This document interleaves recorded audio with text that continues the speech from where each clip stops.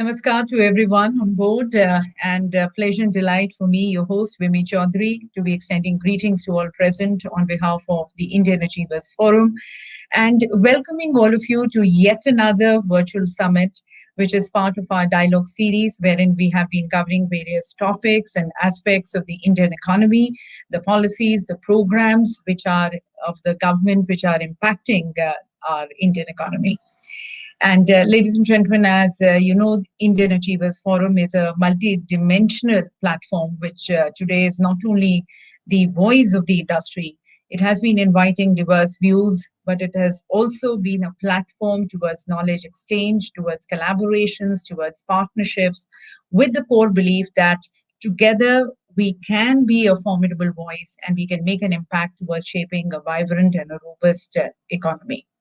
So, once again, with this very core thought and impact, we are back with the topic, which, in fact, if you see, is a clarion call by our Honorable Prime Minister. And it is also the need of the hour. For if you see, for long, we Indians have been influenced, we have, in fact, depended more on the Western world, so much so that we have lost taking pride in whatever was or whatever is made in India. So, our topic of our discussion, which we have, is the government's program Atmanirbhar Bharat. And it has a special focus on the role of women in shaping a self reliant India. Further, as all you learned people are aware, Atmanirbhar Bharat is a program which was conceived, which was conceptualized with an idea, with an aim towards making India self sufficient and self dependent in all aspects. Now, this, if you see, is not only going to be helping us reduce our import bill, it will also help in strengthening our own inner productivity. It is going to be providing employment, promoting entrepreneurship. It is going to be helping in retaining talent. It is going to be helping in retaining money in our country. And if you see on the hindset, it is also going to be helping in improving the quality. Because if you see, the more we are going to be concentrating on our products, the more we are going to be focusing on our products, we are going to be seeing much of the quality being continuously improved. On the softer side, if you see, it is going to be having a tremendous effect, a tremendous impact, bringing in a sense of pride, a sense of ownership. And then, as we all know, that with the ownership actually comes a feeling of more accountability. It arouses more transparency. It is, if you see this entire program of Atmanirbhar Bharat is pretty much like the erstwhile Swadeshi movement, which was introduced by Mahatma Gandhi ji, which aroused so much of nationalism. And this program is about being a vocal for local and then promoting local for global. It is definitely going to be making India more self reliant. It is going to be making India self reliant for itself and then serving the world, serving the humanity. But then, as we all also know, that some of the global leaders they had aired their opinion and they said that India, by introducing this program, is trying to be more moving into a more protectionist system, more a self-centered protectionist system. But then our Prime Minister Modi, he clarified that when India speaks of becoming Atmanirbhar or becoming self-reliant, it is not advocating a self-centered approach, but it is about more about the happiness of the world. It is has the peace, the happiness of the world in mind. And as Honorable Prime Minister had mentioned, that the at the core of the Atmanirbhar Bharat is towards creating wealth, creating values for humanity. So if you see, it's a very noble thought, which is actually being promoted through this program of Atmanirbhar Bharat. And I think one of the most successful examples in the recent times has been that we have been able to provide, India has been able to provide COVID vaccine to almost 70 plus countries of the world. Now, this is an example of Atmanirbhar Bharat, and it is an example that we can, if we want to. And as you know, that since the time United States has put an embargo on the import of the raw materials for the COVID-19 vaccine, India is now also wanting to become self-reliant towards producing these raw materials for the COVID vaccine. As they say, necessity is the mother of all inventions. So probably there is something good in this embargo of US, and we are going to be moving more towards producing our own raw materials also, and then manufacturing our vaccine, not only for India, but for the world. So if you see from charkha to vaccine, this is an entire movement which is there, which is rekindling and resparking Atmavishwas in we Indians. And as you might be also knowing that there are 5 pillars on which Atmanirbhar Bharat rests on. It is based on, it is economy, infrastructure, it's technology-driven systems, vibrant demography, and then demand. These are the 5 pillars. So if you put it in a nutshell, this entire program is more towards making India a better India, and a better India not only in terms of economy, but also socially, also psychologically, also mentally, and also morally. So it is more aiming at a holistic growth, a holistic development of India and Indians.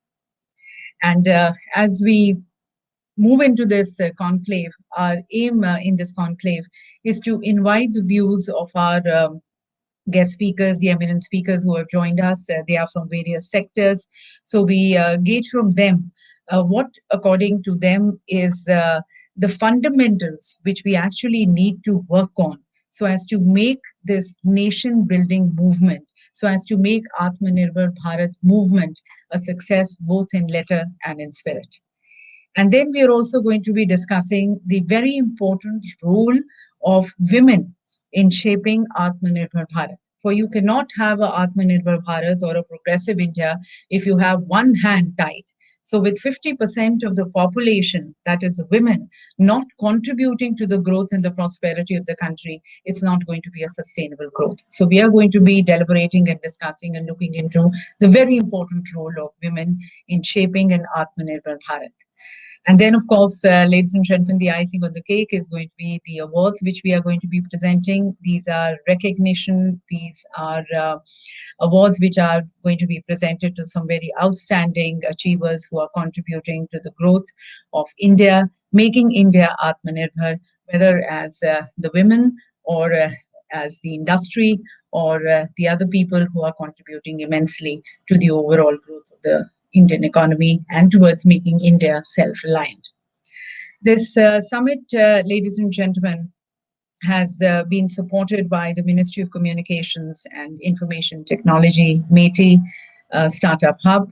It has been sponsored by the Science and Engineering Research Board, Electronic Cooperation of India Limited, and it has been further supported by the Atmanirbhar Bharat and Vocal for Local initiative. We would also like to thank our event partners, the Brandworks Media Private Limited, for the support which they have extended to us. With that, ladies and gentlemen, I would now like to take the opportunity of welcoming and introducing to all of you our eminent guest speakers. First of all, many thanks to them on behalf of Indian Achievers Forum, on behalf of the entire organizing team. Thank you to all of you for taking out time and, in fact, dignifying and magnifying this event with your gracious presence. So we are really glad to have our Chief Guest, the Honorable Chief Guest, General V.K. Singh, retired, the Honorable Union Minister of State for Road Transport and Highways, joining us. We have our distinguished guest of honor, Shri K.J. Alphonse, and we have had the good fortune of having him in our other summits also. So we thank him once again for gracing the occasion, the Honorable Member of Parliament and the former Union Minister. We have Shri Shyam Jaju present with us, General Secretary, BJP. Welcome to you, sir. We have the distinct honor of having Professor Ashutosh Sharma, respected Secretary, Ministry of Science and Technology. Again, Professor Ashutosh Sharma has been gracing our seminars, so thank you to him and welcome again. We have Rear Admiral Shekhar Mittal present with us, Member Public Enterprises Selection Board and PSEB. We also welcome Dr. Ajay Garg, the Director from the Ministry of Communications and IT. And we have Dr. Vibha Dhawan, the Director General of TERI, the Energy and Resource Institute. And of course, we have many renowned other speakers and panelists who are going to be part of the panel discussion as we take these two panels, which I mentioned to you earlier. And then from the Indian Achievers Forum, we have Mr. Amit Goenka present with us, Director IF, Mr. Harish Chandra present, the Executive Director of IF, and Mr. Ravi Shankar, Secretary IF.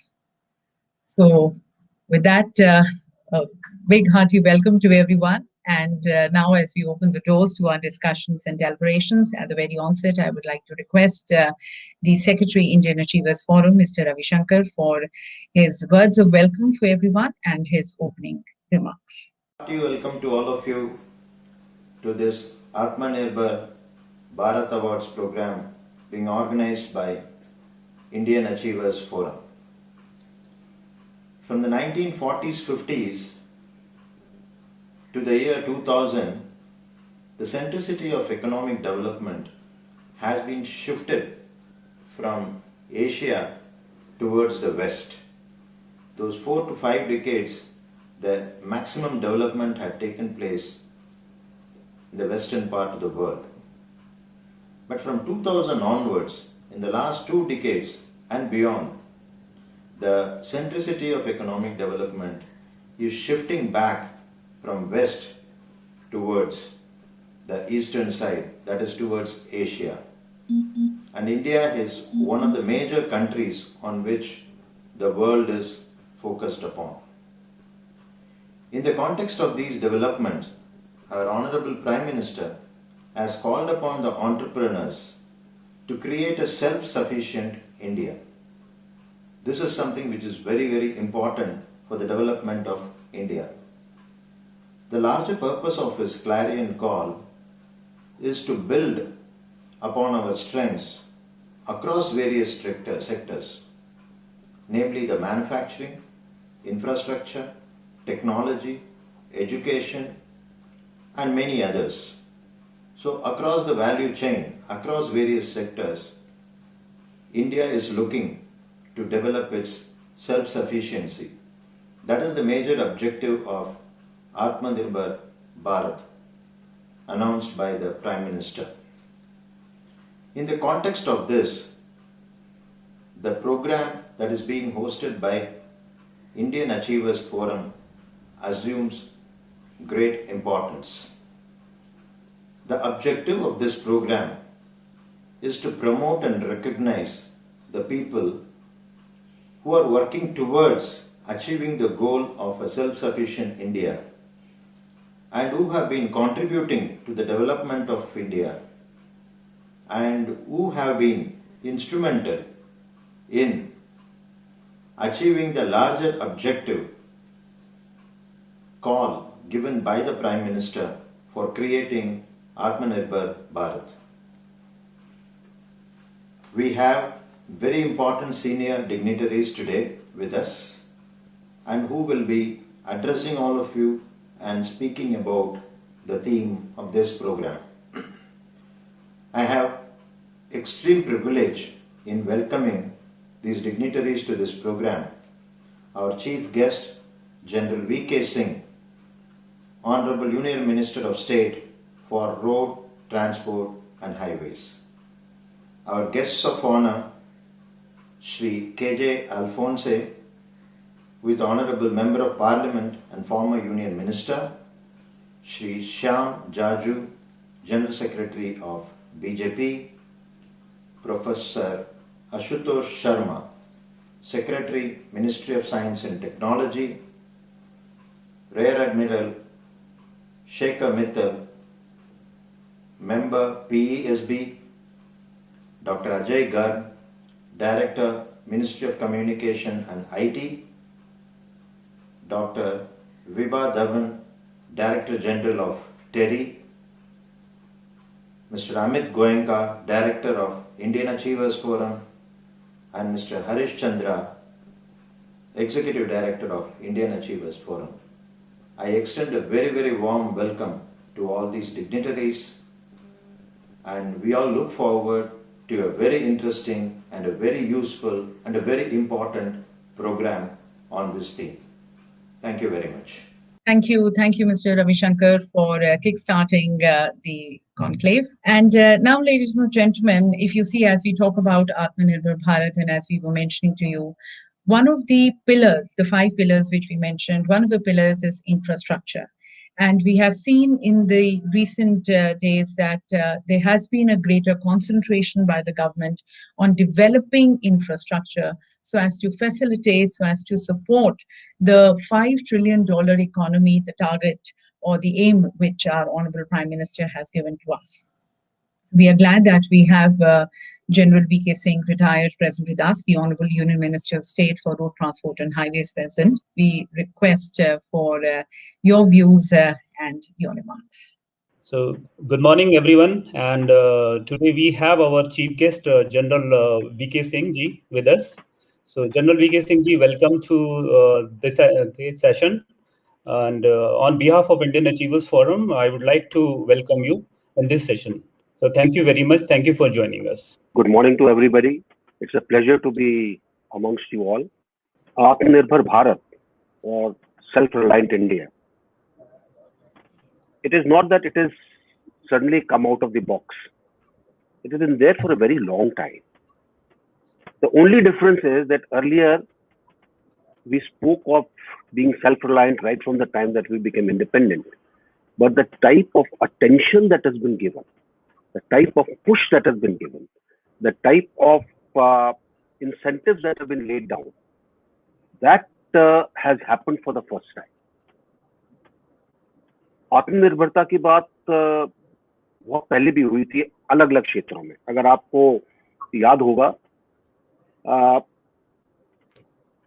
1965 में शास्त्री जी ने कहा कि हम America से PL 480 के नीचे जो गेहूं आता है वो नहीं लेंगे, क्योंकि वो गेहूं मनुष्यों के खाने लायक नहीं है और हम खेती के अंदर आत्मनिर्भरता हासिल करेंगे. और उसके बाद दौर शुरू हुआ हरित क्रांति का, ग्रीन रेवोल्यूशन का. And we today are all our warehouses full where the grains are concerned, whether it is rice, whether it is wheat, and we have got so much today that we can export. Now, this is one example of how self-reliant India came up slowly.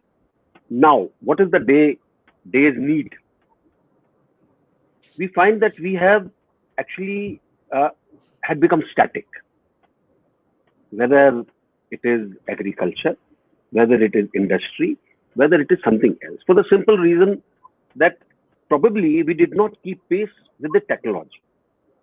और जब तक आप technology को लेकर नहीं आएंगे अच्छी तरीके से, जब तक उसका उपयोग नहीं करेंगे, जब तक उसको बढ़ावा नहीं देंगे, जब तक लोगों को कहेंगे नहीं कि भाई आप नई नई चीजों के बारे में सोचिए और करिए, हम आपको इसके लिए पूरा अवसर देंगे, till then things are not going to move. And I think this is something which Modi ji has brought in. He has given incentive to startups.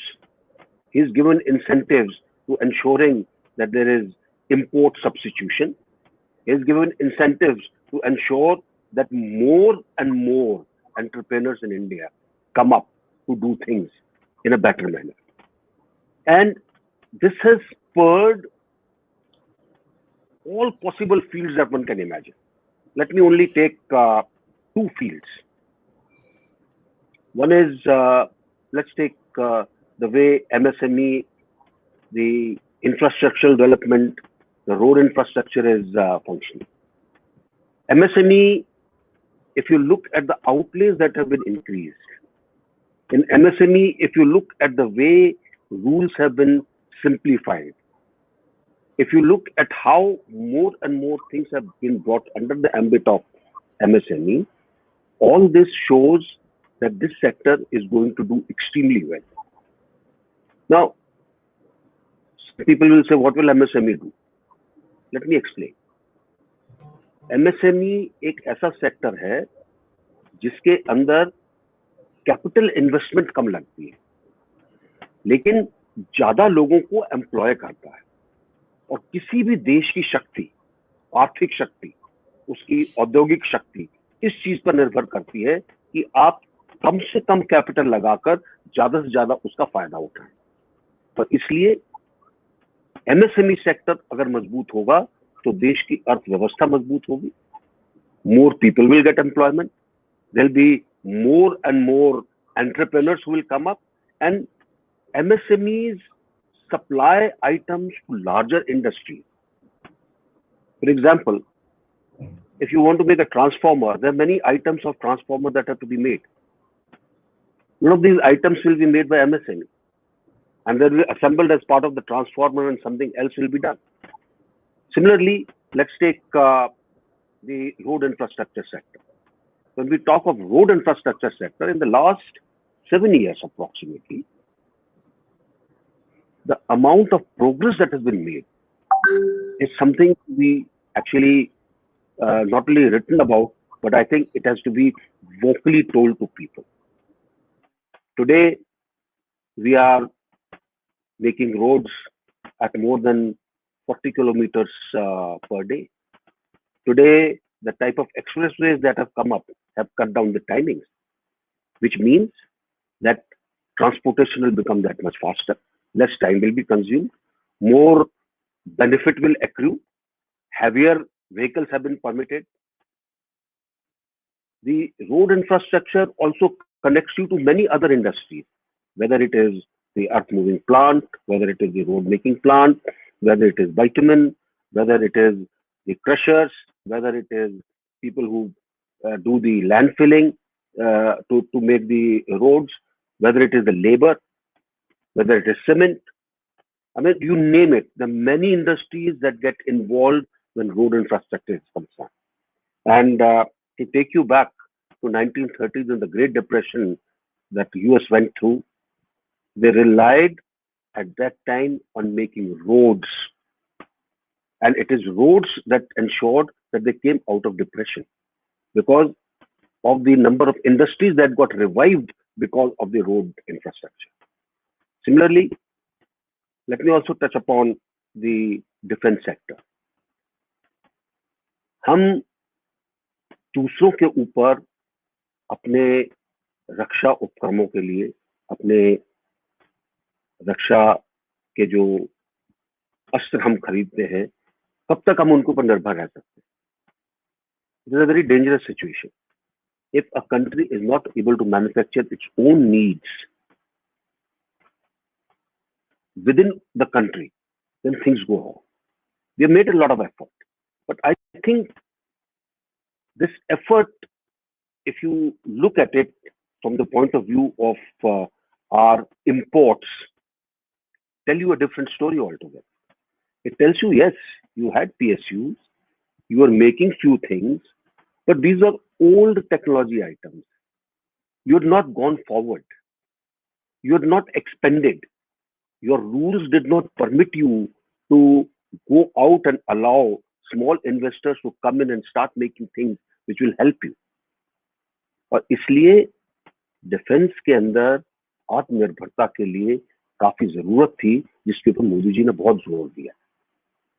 I can say with a lot of confidence that with import substitution reducing in defense sector, with many things that are being worked on, this is one sector that will see a lot of development.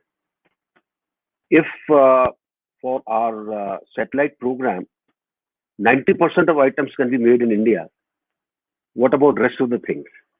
I'm quite sure that in rest of the sectors also, we are quite capable of making things on our own, and that is what will make us self-reliant. Yes, there's a problem of technology. There's a problem where in a lot of things we either did not invest in technology, or we were shy to buy this technology so that we could change it to our use. अब समय आ गया है कि हम इस चीज से बाहर निकले और आत्मनिर्भर भारत को सही मायने में लेकर भारत को आत्मनिर्भर बनाए, ताकि पूरे विश्व के अंदर भारत खड़े होकर कह सके कि आज हम दुनिया के साथ तो जुड़े हैं, लेकिन हम आत्मनिर्भर भी. I think this should suffice in clearing the minds of some of the people who actually do not think of self-reliant India and Atmanirbhar Bharat in a different manner altogether. And let me also congratulate each one of you who have been shortlisted after this great competition, I'll say, because not many people organize things like this. So my thanks to the team which has organized this, and congratulations to all those who have been declared as winners today. And we wish the government and Modi ji's leaders like you all the very best. And hopefully people like us, who the citizens of this country, are going to really reap the benefits of the investments that you people are putting it in terms of time, effort, and all your muscle and acumen that is possible. Thank you so much, sir. Thank you so very much, sir. Thank you for your message, and thank you for your address. And definitely the huge infrastructure growth which the government has on the cards, it is going to be supporting the target of $5 trillion economy, and also promoting a more socio-economic growth of the country. Our next eminent speaker, ladies and gentlemen, is our distinguished guest of honor. As I mentioned, we have Dr. Vibha Dhawan present with us, the Director General of TERI. And at the core of Atmanirbhar Bharat is, of course, there's a concern about the economy, there's a concern about the social growth, but there's also a concern about a sustainable and ecologically and environmentally sustainable growth.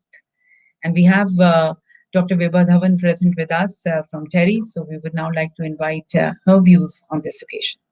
Dear participants of Atmanirbhar Bharat e-Summit and Awards, I'm so pleased that this particular summit is focusing on women empowerment. I always believe that women are blessed with this unique capacity of multitasking. You all must have noticed that in spite of many women taking careers, they take care of their house, they take care of their kids, and everything practically, I'll put it that way. So that way, I feel that they have the unique capacity of doing many things at any given time. Now, it's not that I'm gender biased. I'll put it again, I would like to say that women have to say that, yes, I can do it, and they will surely do it. What is lacking today in the society is that right from the beginning, we try to distinguish between a girl child and a boy. What we usually say is that if girl is entering kitchen, it's all right. But if the boy tries to enter the kitchen, and then we'll say, it's not for you. I think that's totally wrong. And on the other hand, in many families, it's still continuing that they keep on saying that you must learn this thing, that thing, which is related to household management.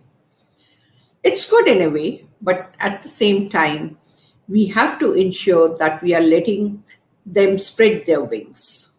And once we do that, seeing is believing, because I can tell you, each woman has capability of doing work outside and equally managing other things in a professional way.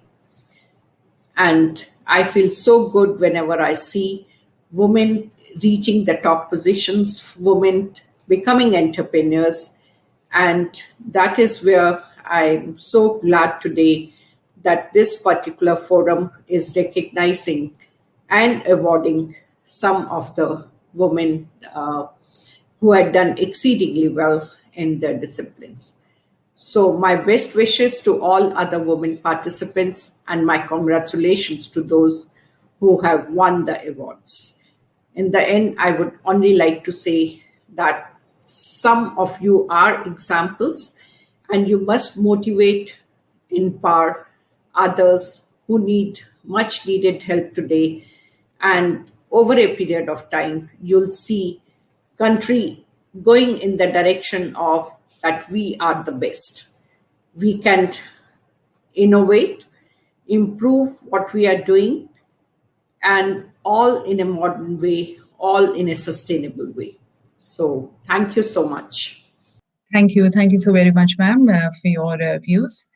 So, ladies and gentlemen, now we have the moment of the summit wherein we are going to be rolling out the red carpet for our outstanding performers who are contributing immensely to the growth of the Indian economy and towards making India Atmanirbhar. And must I mention here, ladies and gentlemen, that we received a very good response, an overwhelming response, almost 300 plus applications we received. Our advisory board went through all these applications, the work which is being done by various companies and people.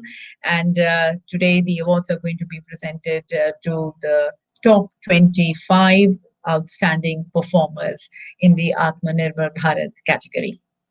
So with that, ladies and gentlemen, let's roll out the red carpet. And the very first awardee is Professor V.C. Malche, CTO, NICEM Solutions. NICEM Solutions is an ISO 9001-2015 certified specialty chemicals manufacturing company, which is based in Thane, Maharashtra. NICEM is headed by experts from the chemicals and IT industry. In-house product development is NICEM's forte. NICEM develops and manufactures eco-friendly, non-toxic and user-friendly products for drinking water purification, agriculture, disinfection, plastics, paints, home and personal care, and consumer use. And none of these products, ladies and gentlemen, use imported raw material. During COVID pandemic, NICEM contributed as part of social responsibility by free distribution of surface, air, and hand sanitizers, antimicrobial coatings, antiviral face masks, and antimicrobial nasal creams to hospitals, healthcare centers, government offices, police stations, friends, and relatives. Many congratulations to them, and congratulations for the good work which they have been doing. And now I would like to request the representative from NICEM for their views. And as we congratulate NICEM, as we congratulate Professor V.C. Malche, we also have an acceptance message from Professor Malche. It gives me great pleasure to accept this award for innovations on behalf of the entire team of NICEM Solutions. Innovations are at core of our capabilities. We have been believing in innovations, and we also believe that for our Atmanirbhar Bharat, innovations in all aspects of manufacturing are going to be important. Be it manufacturing, be it product development, be it finance or marketing.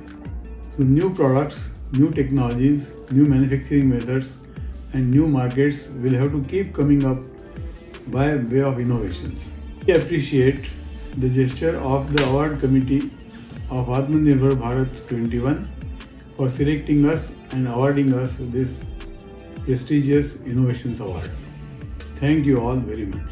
And then we had Ms. Srividya Upala, the CEO of INSCON's Business Process Consulting Services, who delineated the paradigm shift over the years. She believes that Atmanirbhar Bharat is going to be a success, and it would act as a catalyst to improve India's GDP only if women also actively take part in this campaign.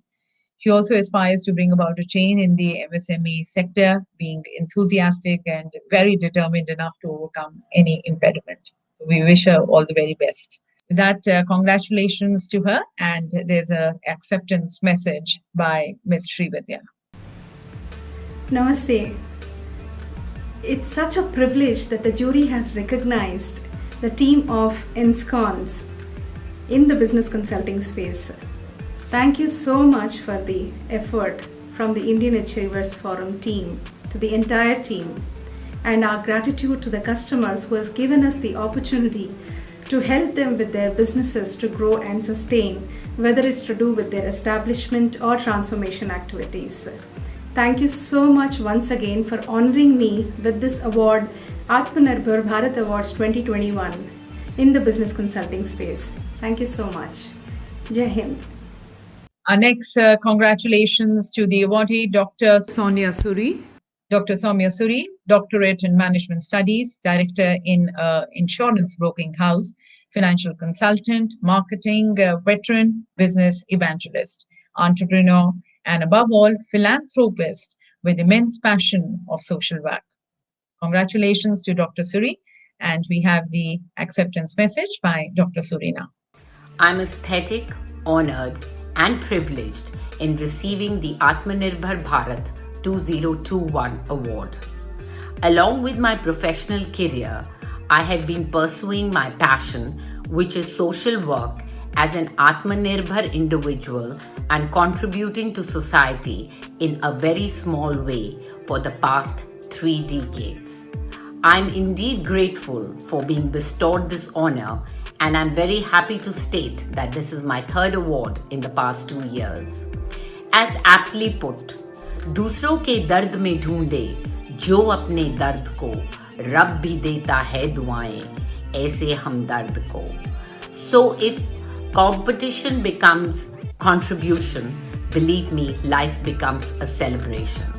So let us all contribute to society in our very small way, which will help the world to be a better place to live in.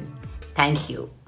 Our congratulations to our next awardee, Mr. Gopi Krishnan, Director, Sri Balaji Marketing. He, ladies and gentlemen, has vast experience in Ayurvedic medicines. He has won many awards and recently been awarded in the House of Commons, London. And this is another feather in his crown as we present this award to him. And we now have the acceptance message by Mr. Gopi Krishnan. Good afternoon. I am Gopi Krishnan, Director of Rub and Run, Coimbatore. Under Self-Reliant India, we are producing this healing oil and marketing and exporting to many countries. I want to thank Indian Achiever Forum for recognizing my company for Atmanirbhar Bharat Award. I also thank our Prime Minister Honorable Narendra Modi ji. I am sure that this campaign will certainly put India on global map prominently for its quality products and will encourage many others to make India a self-reliant country. Thank you. Our congratulations now to Mr. Sudhir Prem Srivastava, who's the next awardee. Dr. Sudhir Srivastava is the chairman and the CEO of SS Innovations. This is one of the world's leading experts in robotic surgery, engaged in minimally invasive cardiac procedures, and established world-renowned robotic revascularization programs. SSI is a medical technology company which is involved in design and development of an advanced, cost-effective surgical robotic system known as Mantra that will benefit many more patients around the world. So congratulations to Mr. Srivastava and for the good work which he has been doing. And we now have the message by Dr. Srivastava. Greetings from SS Innovations. I'm Dr. Sudhir Srivastava, Chairman and CEO of SS Innovations, and we are based out of India and involved in the development of a very cost-effective surgical robotic system that will benefit many, many more patients, not only in India, but from around the world. We are extremely honored to have received this Atmanirbhar Bharat Award, and I'm very proud that we could do this type of project, which is very unique for our country and will be recognized globally. And absolutely support the mission of Make in India and really a true Atmanirbhar Bharat. So thank you again for the honor. Our next awardee, ladies and gentlemen, is Dr. Chandan from the Lanka Institute of Embryology and Andrology Training. Dr. Chandan is MSc, PhD, Senior Clinical Embryology Scientist and Course Director for Monsoon Fertility, Bangalore, and Founder Director of Lanka Embryology Training Institute, Sri Lanka, and visiting consultant and embryology advisor for different IVF centers in and around India. Over a decade, he has contributed more than 20,000 babies for childless couples in different countries. Many congratulations to him. And now we have the message from Dr. Chandan. I would like to thank Indian Achiever Forum for choosing my work and recognizing it. This gives more inspirational thought for us to contribute more and more in our respective field. And I wish I wish all the awardees for getting their recognition. To introduce about myself, I'm Dr. Chandan, a clinical embryology scientist. I work for different IVF centers in and around India, and I got I'm the fourth embryologist recognized by American College of Embryologists, and in 2019 I was awarded the top health achiever award in Dubai, conducted by IFA. And now it's one more feather to my cap, Indian Achiever Forum, for recognizing my work. All this kind of platform gives us more inspiration and a kind of emotional feel to contribute more into our work. Thank you, Indian Achiever Forum, for recognizing our work. Keep up the good work, and I wish everyone a happy and safe life. Thank you. Our next awardee, ladies and gentlemen, is Balakrishnan Reddy Dabbedi, co-founder, Institute of Nutrition and Fitness Science Private Limited. Balakrishnan Reddy, director and co-founder, INFS Pune, established with the intent of providing comprehensive and practical knowledge in health and fitness, a nutrition and fitness organization operative in Pune, building and developing knowledgeable, skillful fitness professionals for over 4 years. With his health acumen, he directs INFS into speedily becoming a premier institute offering evidence-based fitness and health knowledge. He offers his expertise in tech and research-based content areas. Many congratulations to him, and we now have a message from him. Hi, this is Balakrishnan Reddy, the co-founder and director of Institute of Nutrition and Fitness Sciences. We are an online education firm providing education in nutrition and exercise sciences. I'm pleased and grateful to accept the Indian Achievers Award from IIF. I would like to thank you all for considering me and my organization worthy of this prestigious award. This award encourages me and my team to keep doing better every day and contribute more towards fitness education. Thank you so much. Our next awardee, ladies and gentlemen, is Dr. Malini Ranganathan, founder director, Bindi Indo-French Center of Indian Arts, France, dance choreographer, professor. Dr. Ranganathan has, from 1983, created awareness of the Indian cultural ethos and value systems, trained almost more than 1,000 women in France in Indian fine and performing arts, and academically mentored them in international management systems. The first Indian lady from France conferred the prestigious and highest distinction to an NRI, the Pravasi Bharatiya Samman Award by the Honorable President of India, His Excellency Shri Ramnath Kovindji, in January 2019 in Varanasi for her outstanding contribution in dual domains, academics and arts. So another feather in her crown. Many congratulations to her. And now we have the message from Dr. Ranganathan. I'm Dr. Malini Ranganathan, an internationally known Kathak exponent and artistic director of Bindi, as well as a qualified university professor. During the COVID-19 pandemic, with the partial lockdown in France, I went online to continue my classes in the virtual mode. My approach to the Atmanirbhar concept was to respect our Indian tradition of regular practice and progress in students' learning. This has been appreciated as representing the rigor of our ancestral heritage. More importantly, it has helped maintain the positive spirits of all my students thanks to the uninterrupted physical exercise and practice of Indian dance.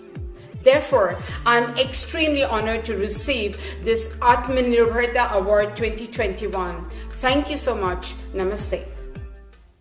Our next awardee, ladies and gentlemen, is Mr. Kunal Vinod Premani, the CEO of Grow With Us Consultants Private Limited. This was established in the year 2014. They deal into distance learning, training and development, recruitment, marketing, and immigration.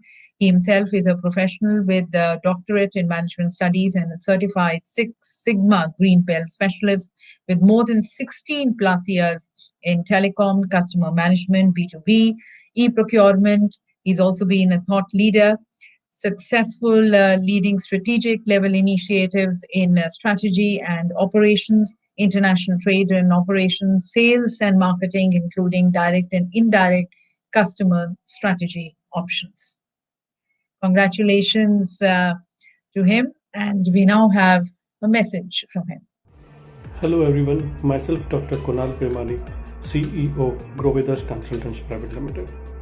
I would like to take this opportunity to thank Indian Achiever Forum for awarding us with Atmanirbhar Bharat Awards. I would also like to take this opportunity to congratulate IAF, that is Indian Achiever Forum, for identifying and acknowledging our sincere efforts and commitment toward making India self-reliant. Under the dim vision of our Honorable Prime Minister Shri Narendra Modi ji and our commitment towards empowering youth for the next generation challenges, we have been constantly working on the same since 2014. This recognition proves and awards us our dedication, accountability and ownership toward making India self-reliant. Once again, thank you Team Indian Achiever Forum, and feel proud to be recognized and awarded for our efforts. Thank you once again. Our next awardee, ladies and gentlemen, is Dr. Dinesh Chandrasekhar, the Chief Innovation Officer of Bactera Edge. Dr. Dinesh Chandrasekhar, the Chief Innovation Officer, Bactera Edge, Hyderabad. Bactera Edge, ladies and gentlemen, is a global digital and technology services company with global development centers and regional offices in 6 different countries. Dinesh spearheads the innovation and strategy for the company and has been instrumental in building innovative solutions and products for the Fortune 2000 customers across the globe.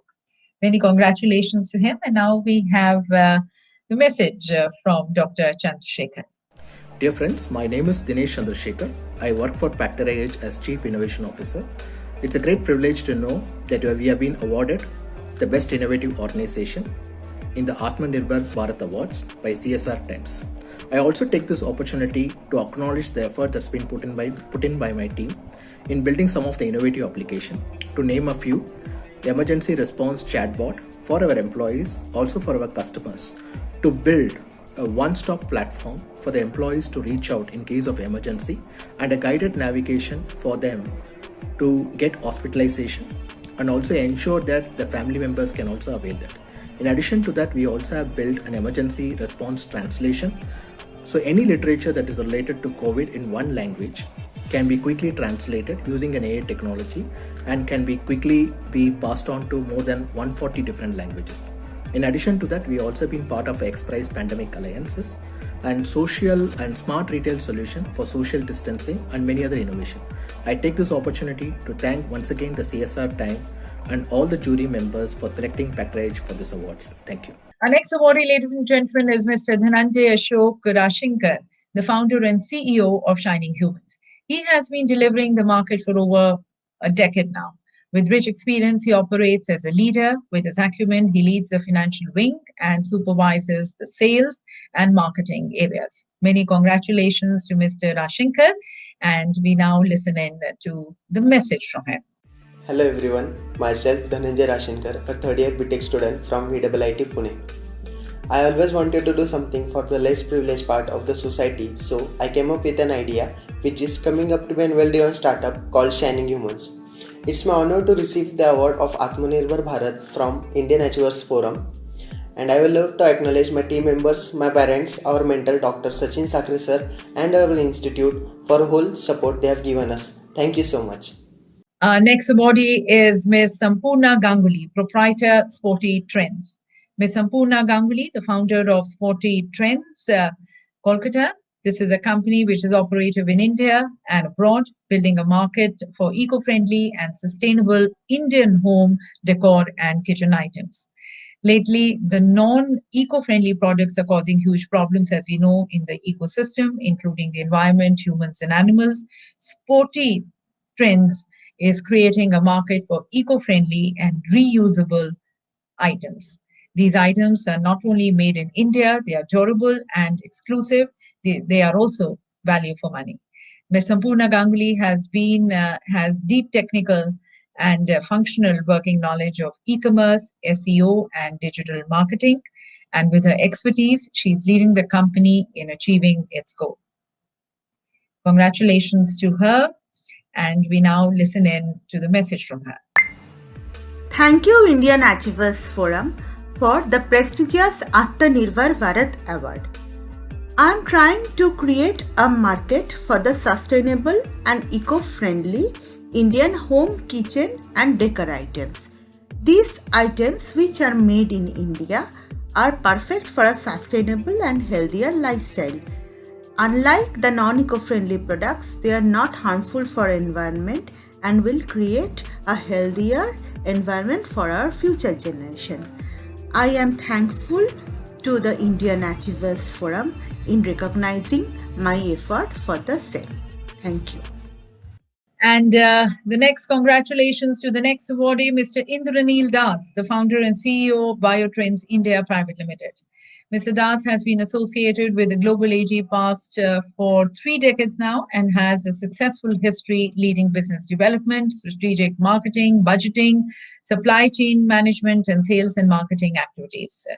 He held key roles in sales and business management at Agrinos, Chemtura Corporation, Dow AgroSciences India, and Zeneca Syngenta India.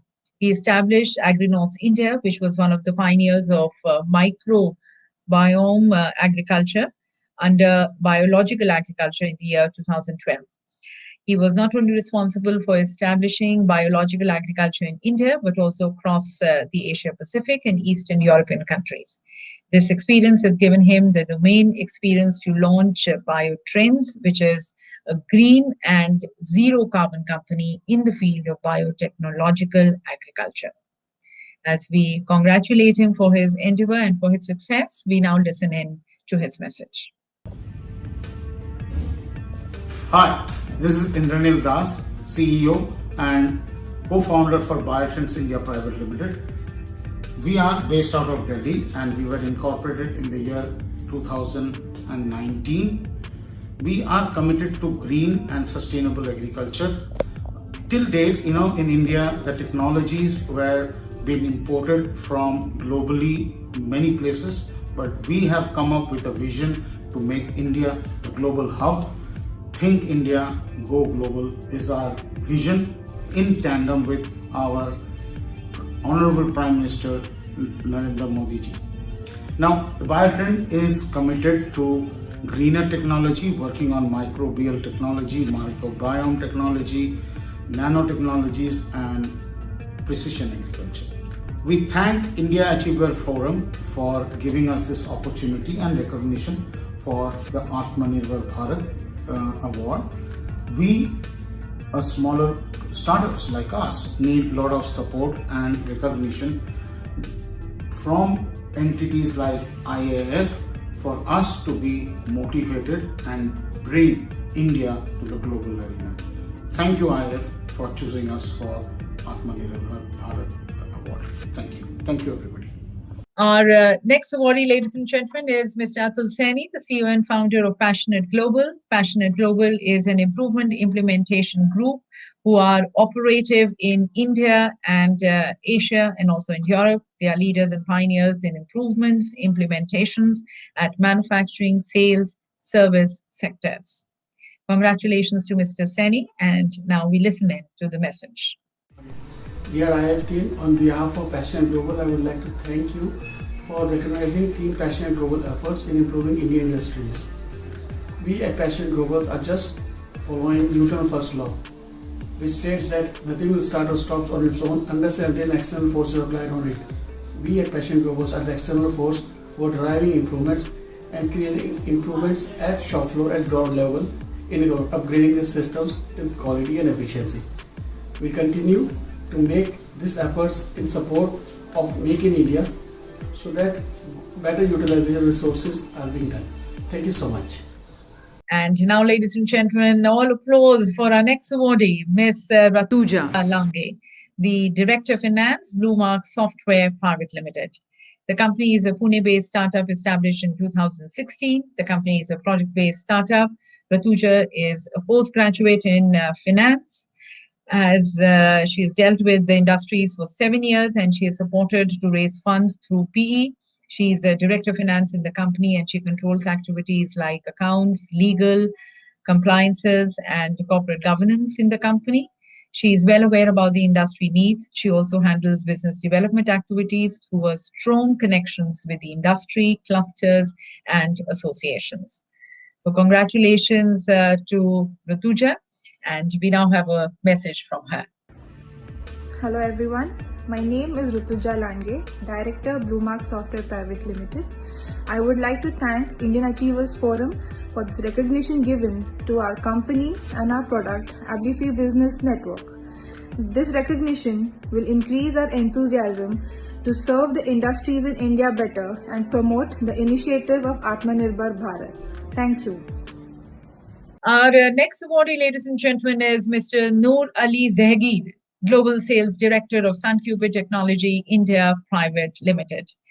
Noor Ali Zahgir of Suncubit India is a part of the 40-year-old group in Hong Kong, which has diversified in telecom devices 7 years back and started operations in India with their corporate office in Mumbai. They have been manufacturing devices in India for their clients in America. The alliance partners for them in the US market is Sprint, AT&T, Cricket.com, and many more. So congratulations to Mr. Zahgir, and now let's listen in to the message from him. Hey, good evening. My name is Noor Ali Zahgir. First of all, I would like to thank Indian Achievers Forum for complimenting my hard work, and they have selected me for Atmanirbhar Award.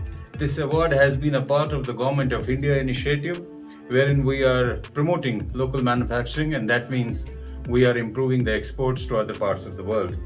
Post-COVID phase 1, we have been struggling, but then I think the telecom industry was first one to be on heels and started manufacturing all of, in a one go, and that addressed the employment problems to a certain extent, but not to everything. But these kind of awards really make a lot to us. I'm humbled, I'm honored to be recognized for Atmanirbhar Award. I could only contribute in telecom industry because I have been into telecom industry for a long time, and that is where I think I can contribute to the national checker. And this local manufacturing will boost a lot of things in future in terms of research and development, product development, and I'm sure that a lot of things what we import to assemble phones here, I think we should be addressing them in next 3 years to improve an indigenous manufacturing in India, and India becoming a global head, a hub for manufacturing of mobile phones. Thank you so much, and God bless. Once again, thank you, Indian Achievers Forum. Thank you, and we now have our next awardee. Our next awardee, ladies and gentlemen, is Mr. Saurav Ambekar, the CEO of TourSoft Private Limited. Channel of India is a unique portal in India that offers photographers and artists an opportunity to showcase their work in the area of travel photography. Under the specific categories defined by the team at Channel of India, contributors can share the work. Contributors not just in India but all over the world have registered with them, and the list is growing every day. They are a young organization passionate about photography and technology, and they are glad to present this portal to the wide photography community out there. So many congratulations to Saurav, and now let's listen in to his message. Hi, this is Gautam Karve, founder of Channel of India. We are very thankful and glad to receive the Atmanirbhar Bharat Award for 2021. Hello, this is Saurav Ambekar, co-founder of Channel of India. This award serves as a great motivation for us to continue to build for the photographer community, not only in India, but it serves as a global platform. This is a unique platform where anybody can register and share their best travel photography with the community. Thank you again. Our next awardee, ladies and gentlemen, is Kakoli Biswas, the founder of Juhu Philanthropic Association. Kakoli Biswas is a dynamic leader, entrepreneur, influencer, philanthropist, humanitarian, social worker, and founder of the Juhu Philanthropic Association in Mumbai, India. This is a not-for-profit organization serving the underprivileged and constituted for the very purpose of community betterment and handholding of the destitute of the society and providing them with support. Kakoli has an inspiring story and is an epitome of strength, love, sacrifice, courage, determination. Amongst many prestigious awards, magazine publications, and accolades, Kakoli has also been awarded the honorary doctorate for her humanitarian work. So many congratulations to her. May she continue with the good work. And we now listen in to her message. Hi everyone, I am Kakuli Biswas, an entrepreneur, social worker and the founder of Juhu Philanthropic Association JPA in Mumbai. I am truly humbled and honored to be awarded the prestigious Atmanirbhar Bharat Award 2021 by Indian Achievers Forum, recognizing my dedication and commitment to social services. From mother to a successful businesswoman, #1 dubbing voice and director, film director, actor and producer, social worker and philanthropist, my journey of courage and determination has been inspiring for every woman who has dreamed. I have founded JPA, a non-profit organization serving the underprivileged community, helping vulnerable women through challenging social situations. I look forward to seeing you at the award ceremony. Thank you. Our next awardee, ladies and gentlemen, is Mr. Hemant Nathani, Director of Nathani Oil and Gas Services Private Limited. Nathani Oil and Gas Service Private Limited, registered under the Indian Company Act, company has maintained its leadership qualities in the oil and gas service industry by providing high quality product and services for the oil and gas industry. The business model for Nathani Oil and Gas Services Private Limited is to provide best in class quality in personnel, equipment, services to customer and maintain a leadership position within the industry. They have a fully certified integrated HSEQ management system in place. Congratulations to them. And now we have the acceptance message from Mr. Nathani. I would like to thank Indian Achiever Forum for awarding this award to us. Nathani Oil and Gas Services is in business since 2010. We are primarily a reservoir engineering company doing production optimization for oil and gas industries. At present, we are providing our services to ONGC, Oil India Limited, Cain India, Reliance, SR and many other private companies. Our future plan is to go abroad and provide our services to Middle East and Gulf region. And once again, I would like to thank Indian Achiever Forum for awarding and considering us. Thank you very much. Our next awardee, ladies and gentlemen, is Mr. Chandra Kuduru, General Manager and Head Academic Interface Program, Tata Consultancy Services. TCS Academic Interface Program, AIP, as a function started more than 20 years back with the intent of bridging the gap between the academia and industry. In this context, TCS designed the AIP framework to collaborate with academia at different levels of stakeholders like institute, administration, faculty, students, TPOs, and the others to bridge this gap. Under this framework, AIP conducts various activities for academia to create awareness on latest and emerging technologies, enhancing employability and make the students industry ready. Congratulations to them, and we now have the message from Mr. Kuduru. We are delighted and honored to receive the award with great humility and pride. We thank Indian Achievers Forum and the jury for conferring this award in recognition of our efforts and contributions towards nurturing the industry-academia collaborations across India. We started this function more than 20 years ago in a humble way with a vision to bridge the gap between academia and fast-evolving IT industry, and also to enhance the employability skills among the engineering students. During financial year 2021, more than 120,000 students and more than 20,000 faculty from around 700 institutes across India were benefited through our various activities. We would not been able to achieve this great feat without the support, trust and empowerment given by the TCS senior management and the passionate contribution from each and every member of our team, and most importantly our trusted academic partners.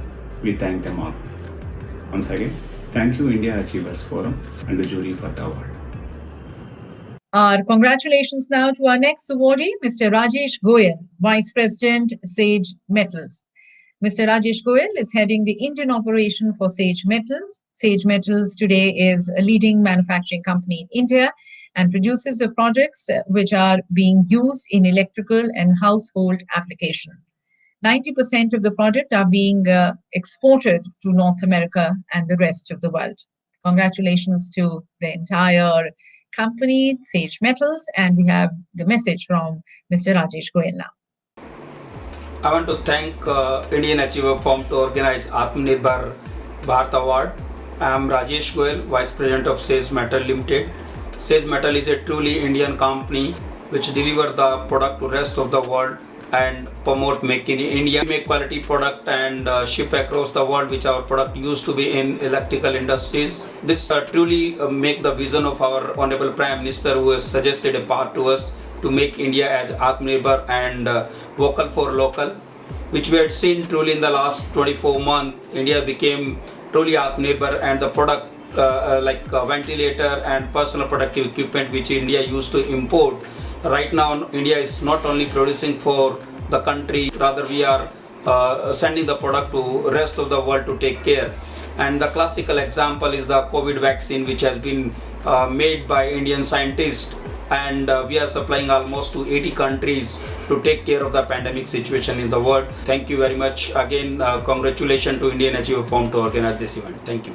Our next awardee, ladies and gentlemen, is Mr. Prabir Mishra, the founder and CEO and director of Triumph Tech Solutions Private Limited. This is an emerging tech company operating from Hyderabad. ET Garage is solving the key challenges of trust, transparency, and traceability by using emerging technology such as blockchain.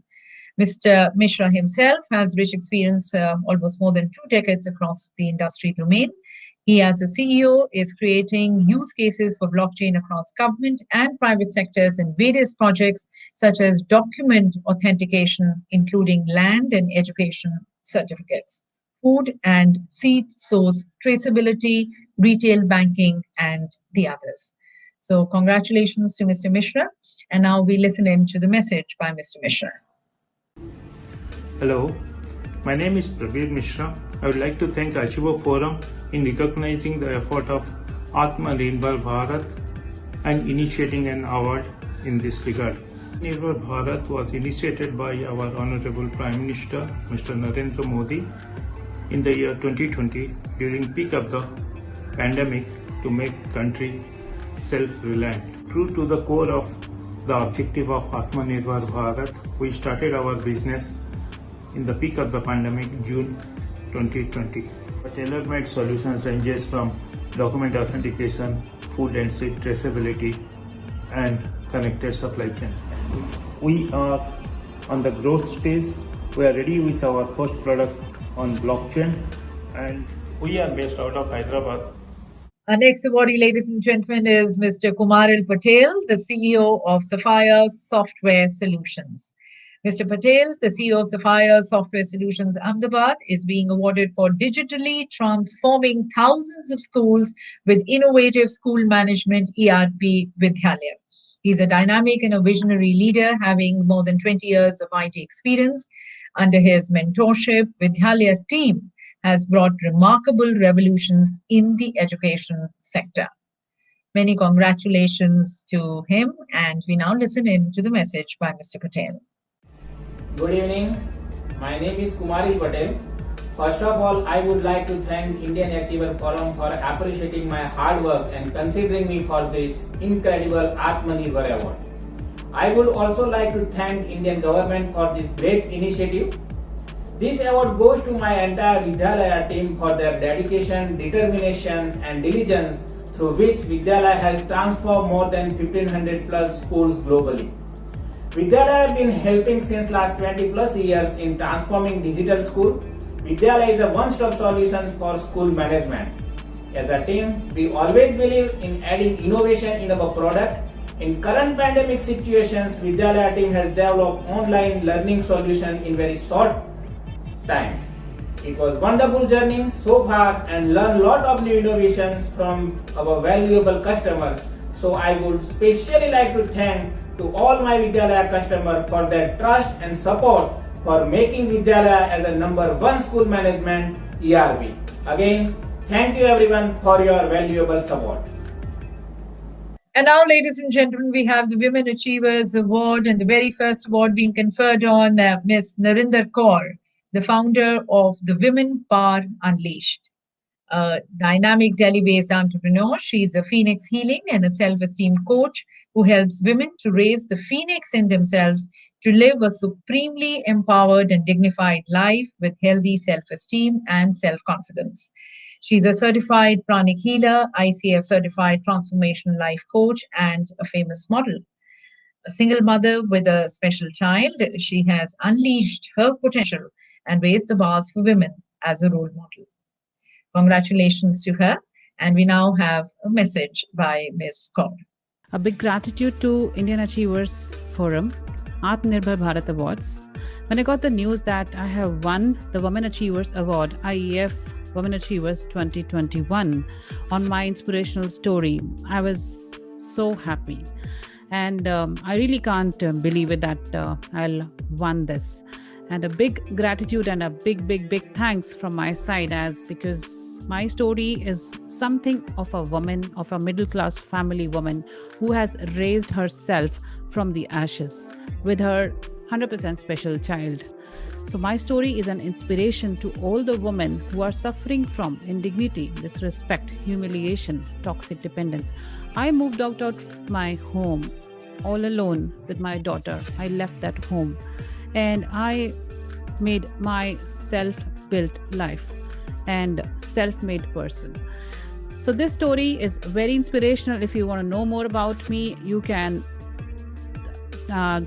reach me on my social media platforms. You can reach me on my website www.thewomanpowerunleashed.com, and you can be in touch with me. Once again, thank you Indian Achievers Forum, thank you Atmanirbhar Awards, thank you for giving me such a beautiful award, and I'm a proud Indian woman.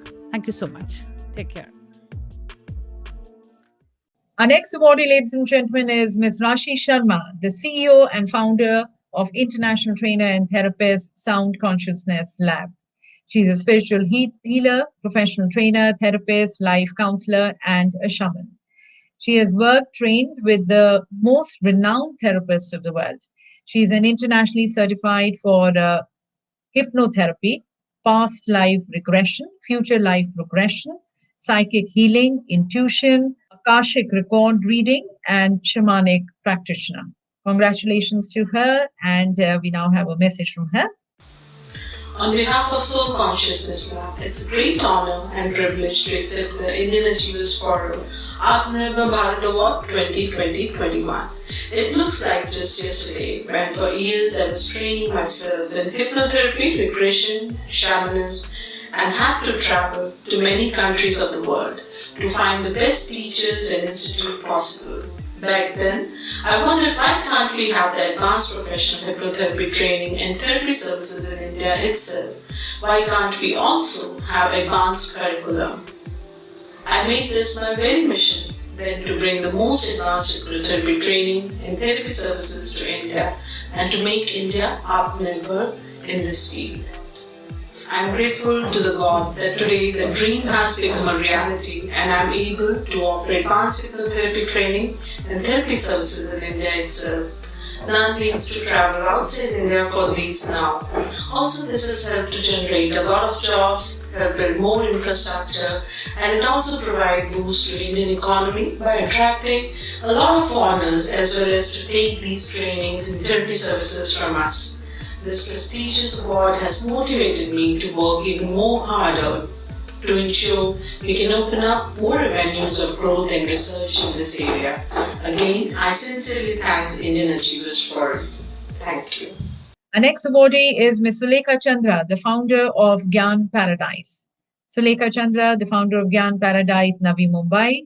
Gyan Paradise, ladies and gentlemen, is a research-oriented training and development concern. They build emotionally intelligent organizations and individuals, and positively, they have impacted some 17,000 people so far. Congratulations to Ms. Chandra, and now let's listen into the message which we have from her.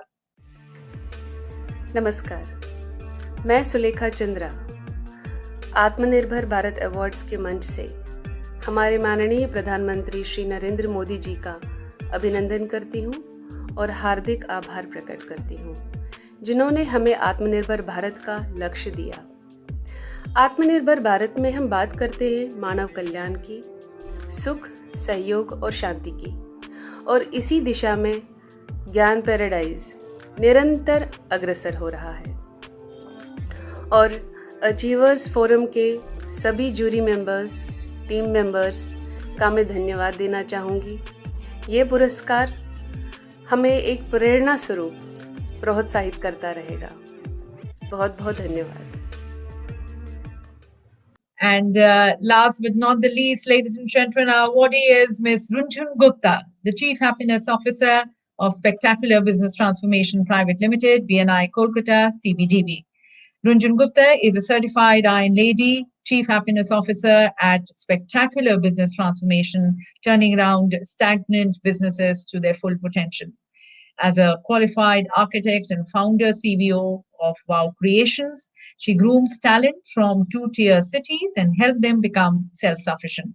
A passionate leader, speaker, trainer, game-changing business influencer, 14 years with BNI, currently heading region Kolkata, CBDB, as she continues her mission to impact millions across the globe. Congratulations to her. And now let's listen in to the message we have from Ms. Runjhun Gupta. Namaskar, this is Ranjan Gupta, a certified Iron Lady, daughter to another Iron Lady, and I wear multiple hats. The first one being that as an architect, a founder for my company called Wow Creations, where we focus on individuals from two-tier cities. The second one as a turnaround business coach, really helping businesses that are stuck up and they feel they cannot really scale up.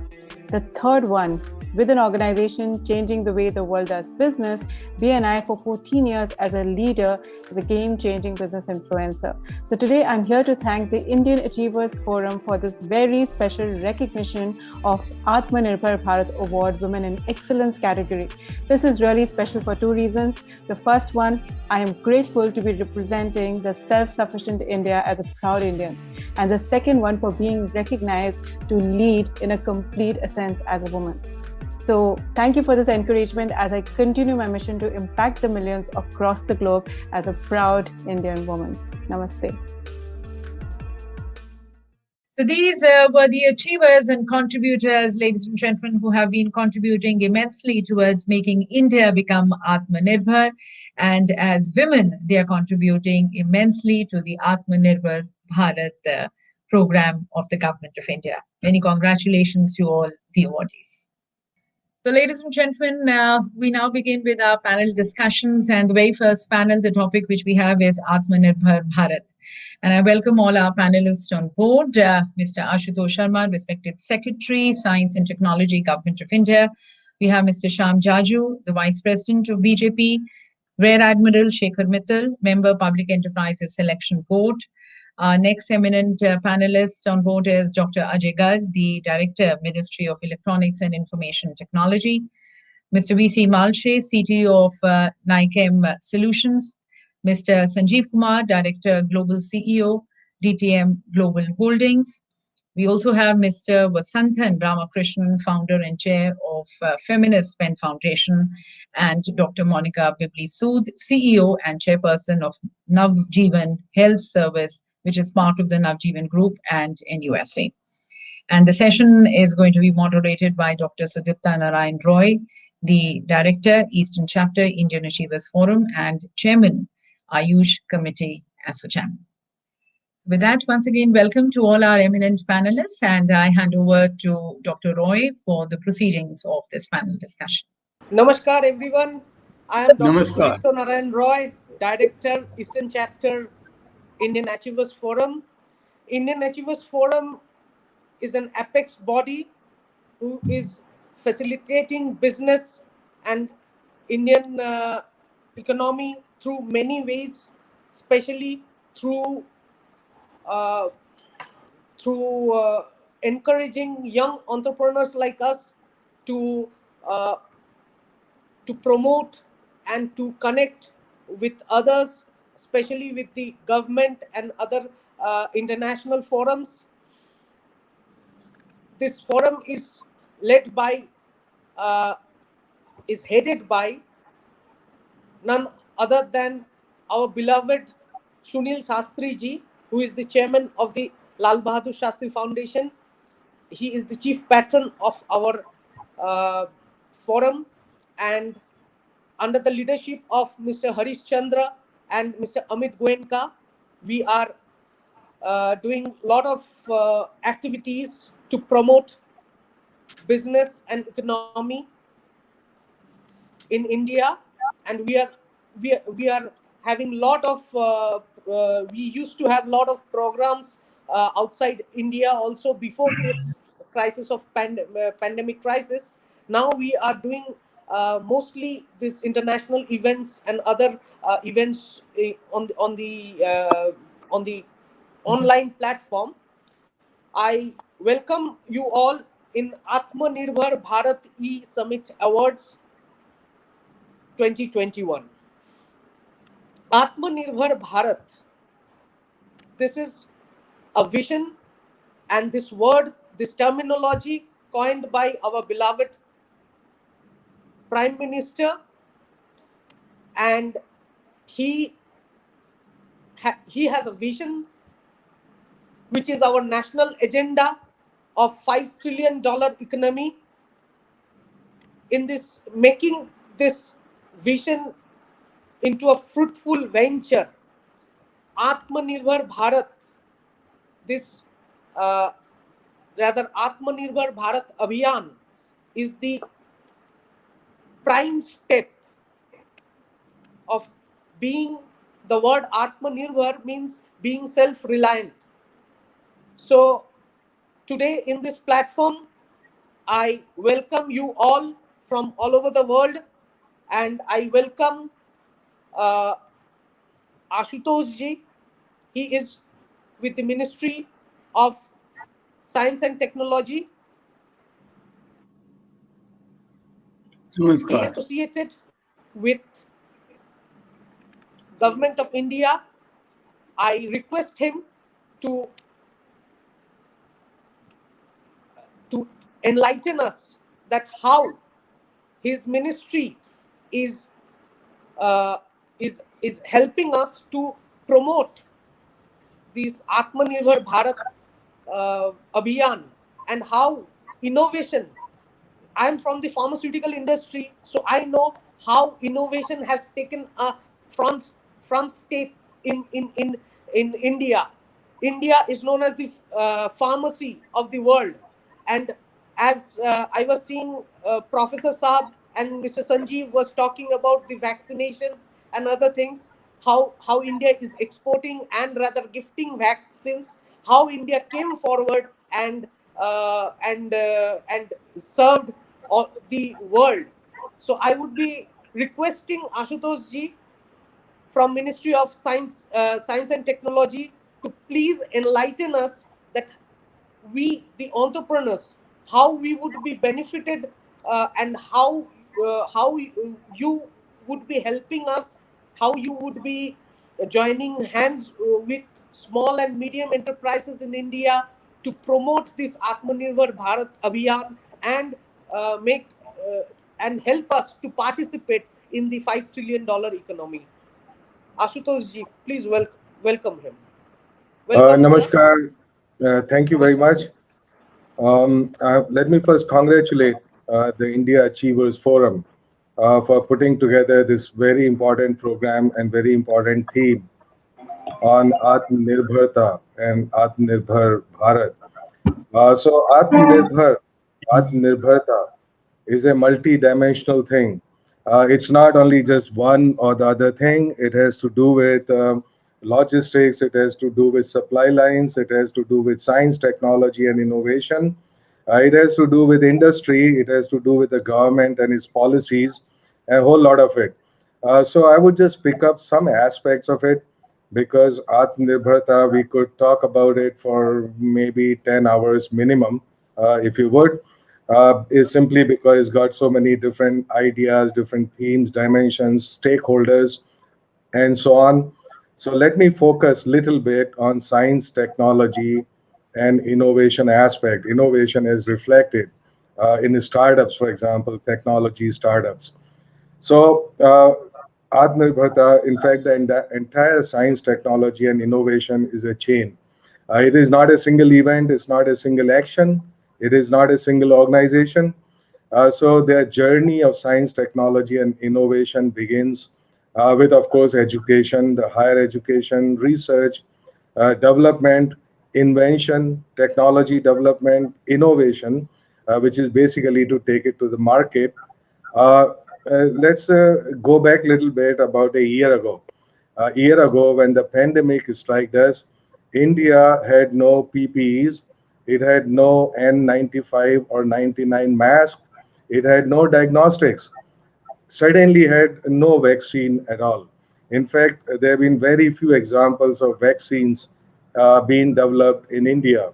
And as we all know, that making a new vaccine or making a new remedy, it's a very time-consuming process. It has never happened in less than 10 years previously. So you see, and we had no ventilators, we had no standard operating procedures for hospitals. So you can imagine the situation we were in just a year ago. And all it took, basically, another 4, 5, 6 months for us to become totally Atmanirbhar in all of these aspects. How did that happen? So, if we understand those ingredients, we can certainly take them to other areas of activities and challenges and opportunities. So, it was very clear that there was a shared purpose, that there was a purpose that was present and clear, and it was something that was shared by all the stakeholders. Who are the major stakeholders? These are industry, which includes the startups. The second pillar, if you would, is the academia and R&D labs, both in public and private sector. And the third pillar, of course, is the government itself, and all of it has to integrate into delivering to society. So this is sometimes called a triple helix: the government, industry, and academia. Now, the point is that we have been working in silos. There is absolutely no doubt about it. But a shared challenge, a shared idea, a shared problem brought us all together spontaneously, forgetting actually who each one of us were. And I could see, for example, look at ventilators. The best of those designs and the best of manufacturing could come about just in about 3 months. And these are the best of models, the best of technology, which is available globally. Now, you can ask the question why this could not be done 5 years ago, why it couldn't be done 10 years ago. It was not the lack of technology, it was just lack of this shared vision and the total commitment to work together. So, whatever was required by whichever stakeholder could be brought in together at a speed, at a scale, and accuracy which was needed for all of these processes. And it is fairly clear that this is the template for going in the future for any of our demands. And in fact, as soon as the pandemic struck, Department of Science and Technology, and indeed the Ministry of Science and Technology, put all their muscle, might, vision, resources at the disposal of addressing these problems. I would not go into details to see how many nights actually I was alive to bring in checks to the people who needed them the next morning in order to take all of these projects forward. But very first thing that we did is that we did scouting and mapping of all our industries and all of our startups, and figured that there are about 100 startups and industries that could deliver the products which are needed. They have the required infrastructure, they have the required human resources, they have the required knowledge to be able to do it very, very quickly. So all of these over 100 startups were supported, anywhere 1 crore, few crore rupees. And then, of course, they could raise resources from other sources to be able to make these products. So all these products that came up, it just didn't happen, without nothing. It happened because I would emphasize again a shared vision, a shared activity, and basically our will, our desire to get there. Because you see, times like this, you understand the meaning of being Atmanirbhar. because there was absolutely would have been no other country that would supply us any of this. If you say, look, I need 10,000 ventilators, you think there's any country at all out there which would supply you these 10,000 ventilators? Who is going to give you diagnostics, RT-PCR platforms, any of that, and of course, all these repurposed drugs, even the models of pandemic. So we put together a team that was developing a model, a robust model. What is not the model which is on the ramp, but the model which is mathematical model to be able to predict the course of this pandemic, and so that you are able to take decisions, that you are able to do planning about what would you actually need from 1 month from now, what would you need, and so on. So you see that this was a holistic thing. This was a multi-front attack on this problem, which made it all possible. But the reason, we are not out of it yet. Okay, so it's very clear we are not out of it yet. In fact, the second wave, third wave, whatever you would call it, is more severe than the first one. But remember that we are now fully prepared. So which was not the case about a year ago. It was just suddenly hit us, and we were totally caught unprepared. Now that's not going to happen again. This is fairly clear. Now, of course, we got vaccine, and we even have indigenous vaccine. Now, all of this happened. We also should remember science and technology and innovation are not built overnight. So it is the 2 decades of our investment in the infrastructure of science, technology, and the human resources, which actually made it possible. You cannot start from ground zero, from scratch, and have no knowledge, have no information, have no infrastructure, and to be able to do this.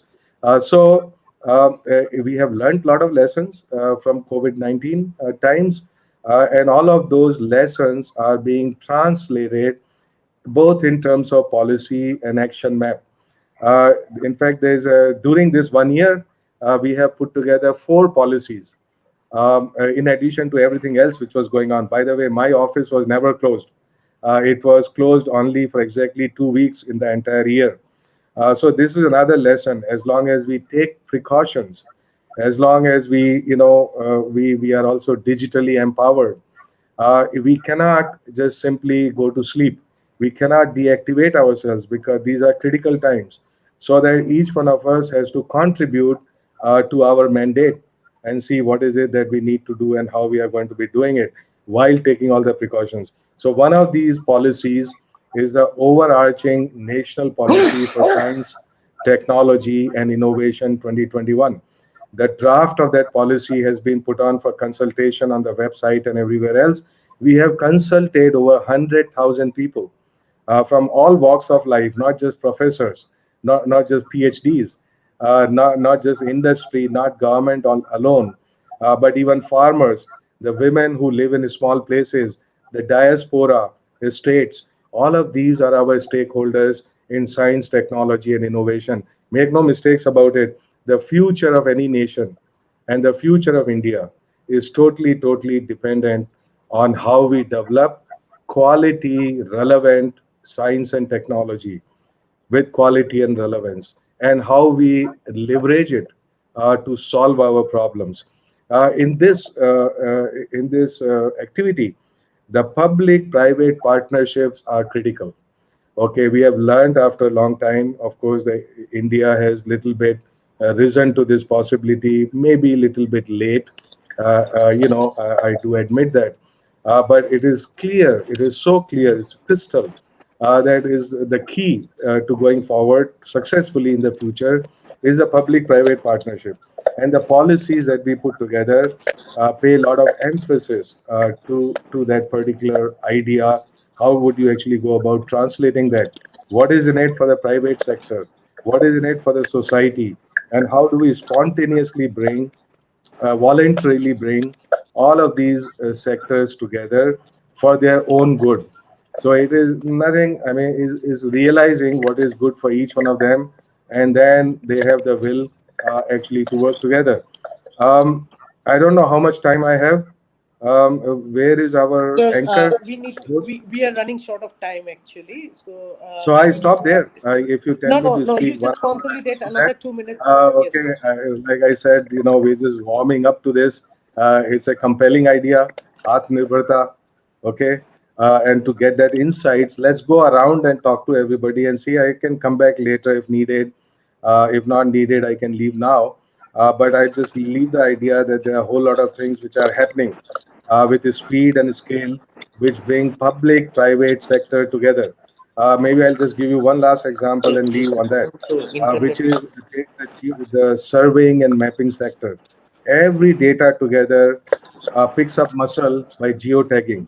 So we don't even have digital maps of India. We require, just take one problem, Swamitwa scheme, which was launched by Prime Minister. What does it mean? It means our rural folks, they don't have a clear title to their lands, right? So imagine after 75 years of so-called independence, every farmer, every little guy in the rural areas, they don't have ownership papers for their land. Okay, fantastic challenge. We have taken up that challenge that we are going to map the entire country digitally at a level of 10 centimeters accuracy. And that's going to provide the clear land titles to every single person. And imagine the impact of that on economy. Just let me tell you two things. The first one is that half the litigation in the courts is because of the fact that people don't have their land title. The second aspect is they cannot go to a bank and get loan. So therefore, the money lending business, which is a very cruel business, keeps people on the tenterhooks in entire rural economy. Once you have a land title, you go to bank, you get your legitimate loan, which means that the flow of money is going to be from the urban to rural sector. And it is going to simplify life in an enormous way that we cannot imagine the impact of it. So liberalization and democratization of surveying and mapping sector is just one example, which will also bring in all the private sector, because liberalization means you don't need tedious approvals in order to do surveying and mapping in the country anymore. And which simply means that everybody is going to work together with speed and would deliver. Thank you very much. I stop there. Thank you very much, Ashutosh ji. You have raised certain points which were really relevant, and we are really happy that the assurance which you have given us that we are now prepared to fight the second wave, and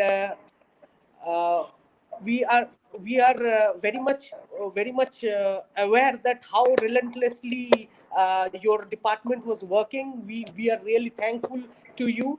And you raised a point regarding industry and academic collaboration. That's very much required. That is very much required in all the sectors. And quality relevant science and technology, which is really the need of the hour.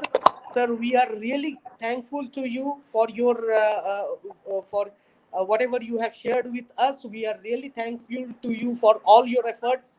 Thank you very much. Stay with us. We next come to we welcome Mr. Shyam Jaju, Vice President of Bharatiya Janata Party. Shyam ji नमस्कार, मैं doctor Sudipta Roy Kolkata से। श्याम जी, हम लोग यहाँ पे जो आत्मनिर्भर भारत के ऊपर एक समिट कर रहे हैं, अवार्ड फंक्शन कर रहे हैं इंडियन अचीवर्स फोरम के तरफ से। मैं खुद इंडियन अचीवर्स फोरम से रिलेटेड हूँ। सर, मैं जानना चाहता हूँ कि आपके पार्टी, हमारे जो प्रधानमंत्री बिलवेड प्राइम मिनिस्टर, उनका जो विजन है 5 ट्रिलियन डॉलर इकोनॉमी, आपके पार्टी क्या ख्याल रखते हैं कि ये पार्टी के जो हमारे ग्रासरूट लेवल के लोग हैं, इन लोगों को हम लोग कैसे एडुकेट कर रहे हैं, स्पेशली वेस्ट बंगाल में युवा पीढ़ी, यहाँ पे कैसे हम लोग उद्बुद्ध हो सकते हैं ये national agenda of 5 trillion dollar economy और ये आत्मनिर्भर अभियान में। थोड़ा आप इसमें हमें थोड़ा मार्गदर्शन दिखाइए। सबसे पहले तो इंडिया अचीवर्स फोरम का मैं अभिनंदन करता हूं कि बहुत ही उचित विषय पर उन्होंने ये सेमिनार आयोजित किया है और सब लोगों को इसमें मौका दिया है।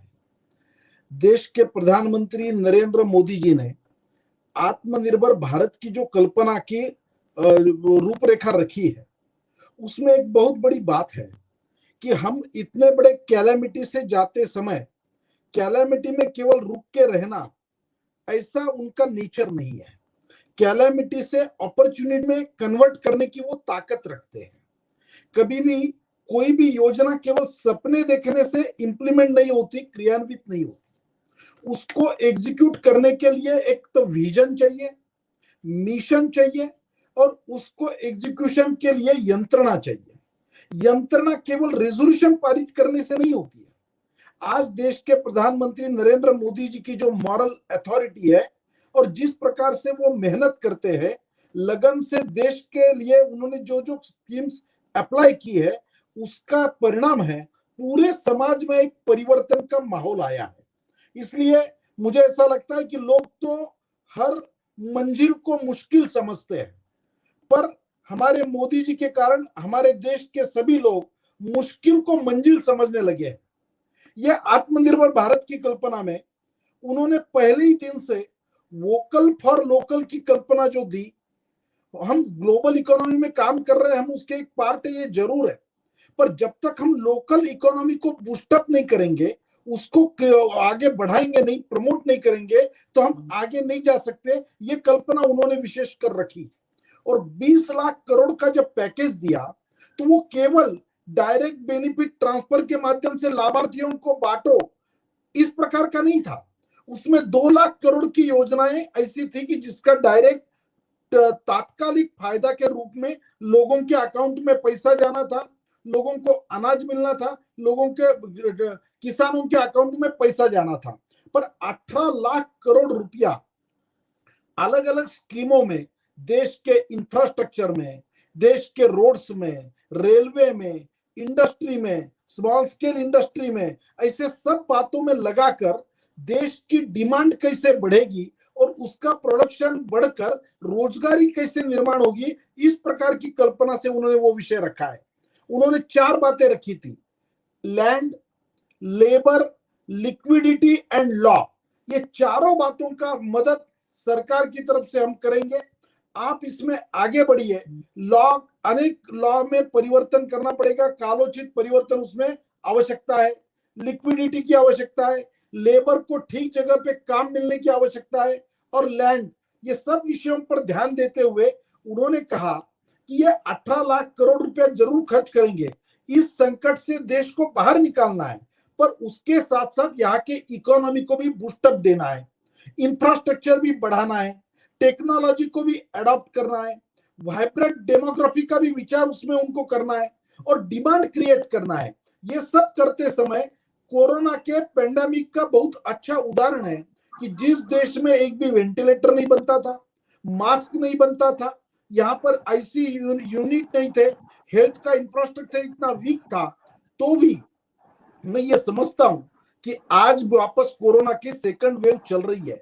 पर इतना बड़ा 130 करोड़ के देश में 128 करोड़ लोगों को कोरोना से दूर बचाया, यहाँ का डेथ रेट कम रहा, और यहाँ का जिस प्रकार का इंफ्रास्ट्रक्चर, इसको सबको ध्यान में लेते हुए आत्मनिर्भर भारत के माध्यम से उन्होंने ये सब बातें, आज हम मास्क भी एक्सपोर्ट कर रहे हैं, हमने वेंटिलेटर बनाया, हमारा वैक्सीन लेने के लिए पूरी दुनिया हमारे पास अपेक्षा से देख रही है। तो मुझे ऐसा लगता है कि ये आत्मनिर्भर भारत की कल्पना में यहाँ का रोजगार क्रिएट होना है, यहाँ इंडस्ट्री खड़ी होनी है, इकोनॉमी को बूस्टअप देने की कल्पना है, और सरकार इन सब बातों में मेक इन इंडिया के माध्यम से हो, स्टार्टअप इंडिया के माध्यम से हो, लोगों को मुद्रा बैंक के माध्यम से कर्जा देने की बात हो, जो लोन के रिस्ट्रक्चर करने के लिए रिजर्व बैंक ने स्पेशल विंडो खोलने की बात हो, एसएमई को सबसे कम से कम रेट में कर्जा देने का काम इस आत्मनिर्भर भारत की योजना के माध्यम से करने की कल्पना इस सरकार ने रखी। और ये सब मैसेज देश की जनता और युवा तक जाने का काम मास पार्टी के माध्यम से होता है। सरकार की यंत्रणा सरकार का काम करती है। तो मुझे ऐसा लगता है कि इन सब बातों का कलेक्टिव इफेक्ट और कलेक्टिव एफर्ट्स के कारण स्वाभाविक रूप से इस संकट से हम बाहर आए हैं। और आज भी मैं कह सकता हूं कि देश के जीडीपी के 10% इतनी बड़ी रकम इस अभियान को देकर ये संकट को रोकने में भारत सक्सेसफुल रहा है और हमने जो जो योजनाएं बनाई है उसका क्रियान्वयन बहुत अच्छी तरह से चलने के कारण इतना बड़ा खंडप्राय देश, इतनी बड़ी पॉपुलेशन, तो भी कम से कम नुकसान होकर इस संकट से हम निकले हैं। इसका कारण प्रधानमंत्री जी की आत्मनिर्भर भारत की जो कल्पना, जो विजन, जो स्कीमें उन्होंने इसमें लॉन्च की और उसका एग्जीक्यूशन हो रहा है, इसका श्रेय है। तो मुझे ऐसा लगता है कि इसका परिणाम, फिर वो वेस्ट बंगाल हो या कोई भी हो, पूरे देश को इसका फायदा होने वाला है। युवा पीढ़ी को आप हमें अनुप्रेरणा दीजिए कि हम लोग मोर ऑफ एंटरप्रेन्योरशिप इंडिया में हम लोग कर सके और देश की इकोनॉमी में हम लोग आ सके। आपको यही आपसे रिक्वेस्ट है सर। हमारे समय समय कम है। हाँ, सबसे महत्वपूर्ण बात यह है, इस देश में जो फर्स्ट जनरेशन एंटरप्रेन्योर है उसको प्रमोट करने के लिए, उसको कैपिटल देने के लिए, उसको आगे बढ़ाने के लिए कोई योजना नहीं थी। मुद्रा बैंक लोन योजना ये पहली योजना ऐसी है जिनके पास मॉर्गेज देने के लिए प्रॉपर्टी नहीं है या जिसको गारंटर नहीं है, उनके लिए भी तुरंत लोन अवेलेबल है। इस प्रकार की योजना, जो लोगों ने एमएसएमई के अंडर योजनाएं अपनी शुरू की है पर उनके कुछ इंस्टॉलमेंट पेंडिंग है, उनके लिए वापस उनको कुछ और सपोर्ट देकर उनको खड़ा करने की योजना, उनके जो प्रोडक्ट है उसको ग्लोबल मार्केट में जाने के लिए जो जो कॉमर्स मिनिस्ट्री के माध्यम से जो उनको मदद देनी चाहिए उस प्रकार की योजना, ट्रांसपोर्टेशन के माध्यम से उनको देने की योजना, ये सब नई बातें नए आदमी को अपने उद्योग में खड़ा होकर अपनी तरक्की करने के लिए जो जो सपोर्ट गवर्नमेंट का चाहिए, हर स्टेट गवर्नमेंट को बोल के और सेंट्रल गवर्नमेंट ने भी इस प्रकार की पॉलिसी की, लेबर के लिए भी की और वहां के सब लोगों को इसमें थोड़ा रिलैक्सेशन देके हार्ड एंड फास्ट ना रहते हुए उनको आगे बढ़ाने के लिए बहुत अच्छी तरह से सरकार ने पॉलिसी बनाई है और सरकार उस विषय में बहुत फ्लेक्सिबल भी है। और मुझे कहने में बड़ा आनंद है कि इस माध्यम से जितना लोन आज तक बटा है, आज तक कभी भी मुद्रा बैंक के माध्यम से जितना लोन आज पूरे देश में जितने इंडस्ट्रियलिस्ट को मिला है, जितना बड़ा लोन मिला, 5.5 करोड़ लोगों को उसमें बेनिफिट मिला है और 10 लाख करोड़ तक उसका डिस्ट्रीब्यूशन हुआ है, जो ऑलरेडी आज वर्किंग में लगा। इसीलिए बेरोजगारी की समस्या इस दौरान कम रही है और इस संकट से हम बाहर निकले। नमस्कार। Thank you, Shyam ji. Thank you very much for your nice deliberation. Now I invite Rear Admiral Shekhar Mittal Saab. He is the member of Public Enterprises Selection Board. Rear Admiral sir, my salute to you. Jai Hind sir. Sir, I want to ask you how your department and how you are engaging yourself in this Atmanirbhar Abhiyan, and how we are going to benefit from you in this venture. Sir, Rear Admiral sir. Good afternoon, everybody. Thank you, Achievers Forum, for giving me this opportunity to share my views. But right in the beginning, there is a small caveat. I must say I am member PSP. And as a member PSP, our role is to select CMDs and directors for PSU companies. So in that way, directly, we are not associated in policy formulation of the Atmanirbhar. But then Atmanirbhar is the spirit of India, right? It has to percolate as a, every one of us has to have that particular spirit and to see that how one can contribute to this particular cause. Now, before joining this particular setup about a year and a half back, I was with the Ministry of Defense in the sense I was with Navy till about January 2014 for 33 and a half years. And then thereafter for 5 years, I have been CMD GSL. So whatever comments I'll be making here as regards the defense production also and the initiatives they are taken, it is what was there in that time. That means from 2014 to 18, and then thereafter, whatever I've kept myself abreast from the news channels and the social media. But one can be sure that more or less they are current, right? So this is what is little background. This is what is a little caveat which everyone must take into view. Right. So basically, as I see Atmanirbhar, You see, if you have to move, you have mentioned 2-3 times from 2.8 trillion, we have to go to 5 trillion. If we have to move that, and with a trade deficit of 70 billion US dollar, how do you sustain? How do you sustain this performance? How do you say that yes, one will be able to take these shocks in the future? Right? That is what is the challenge. Today, if you really see, export is 20% of GDP at about 528 billion. Imports are something like 598 billion, 23% of GDP. So imports are much higher. And this imports, when I am talking of both service side also, besides the merchandise exports, which are saving the grace. That means the software and the remittances and things like that. So in the long run, right, if we have to be a world power, if we have to be number 2, number 3, number 4 country in the world, going by the size of the economy, right, it is very, very important that our economic fundamentals are more concrete, right? And that is where this whole initiative of Prime Minister has a lot of meaning and significance, because this PLI scheme is expected, they are giving incentive ranging from 4 to 6% of production value for 5 years, and which amounts to 520 billion US dollars. And which straight away, simple mathematics is, there is no jugglery of figures. If you really see, it is going to add almost about 2% of extra GDP. So if suppose in the earlier time one was clocking a GDP of 6%, 7%, this is additional 1.5 to 2% of GDP one is expected to get from this measure of PLI. And that is why PLI scheme, everyone is very enthused about this scheme. That is why everyone, is very gung-ho about this particular scheme. It's the same simple arithmetic. We all can see that. Now, basic difference, what was being done earlier, right? Earlier also the incentives were given. But incentives earlier were in the form of a subsidy, and they were not linked with the targets. And here what government smartly has done is, if you achieve your production and if you have done the capex, then you will get 4 to 6%. And this is also on a competitive basis, right? So basically, what are you trying to do?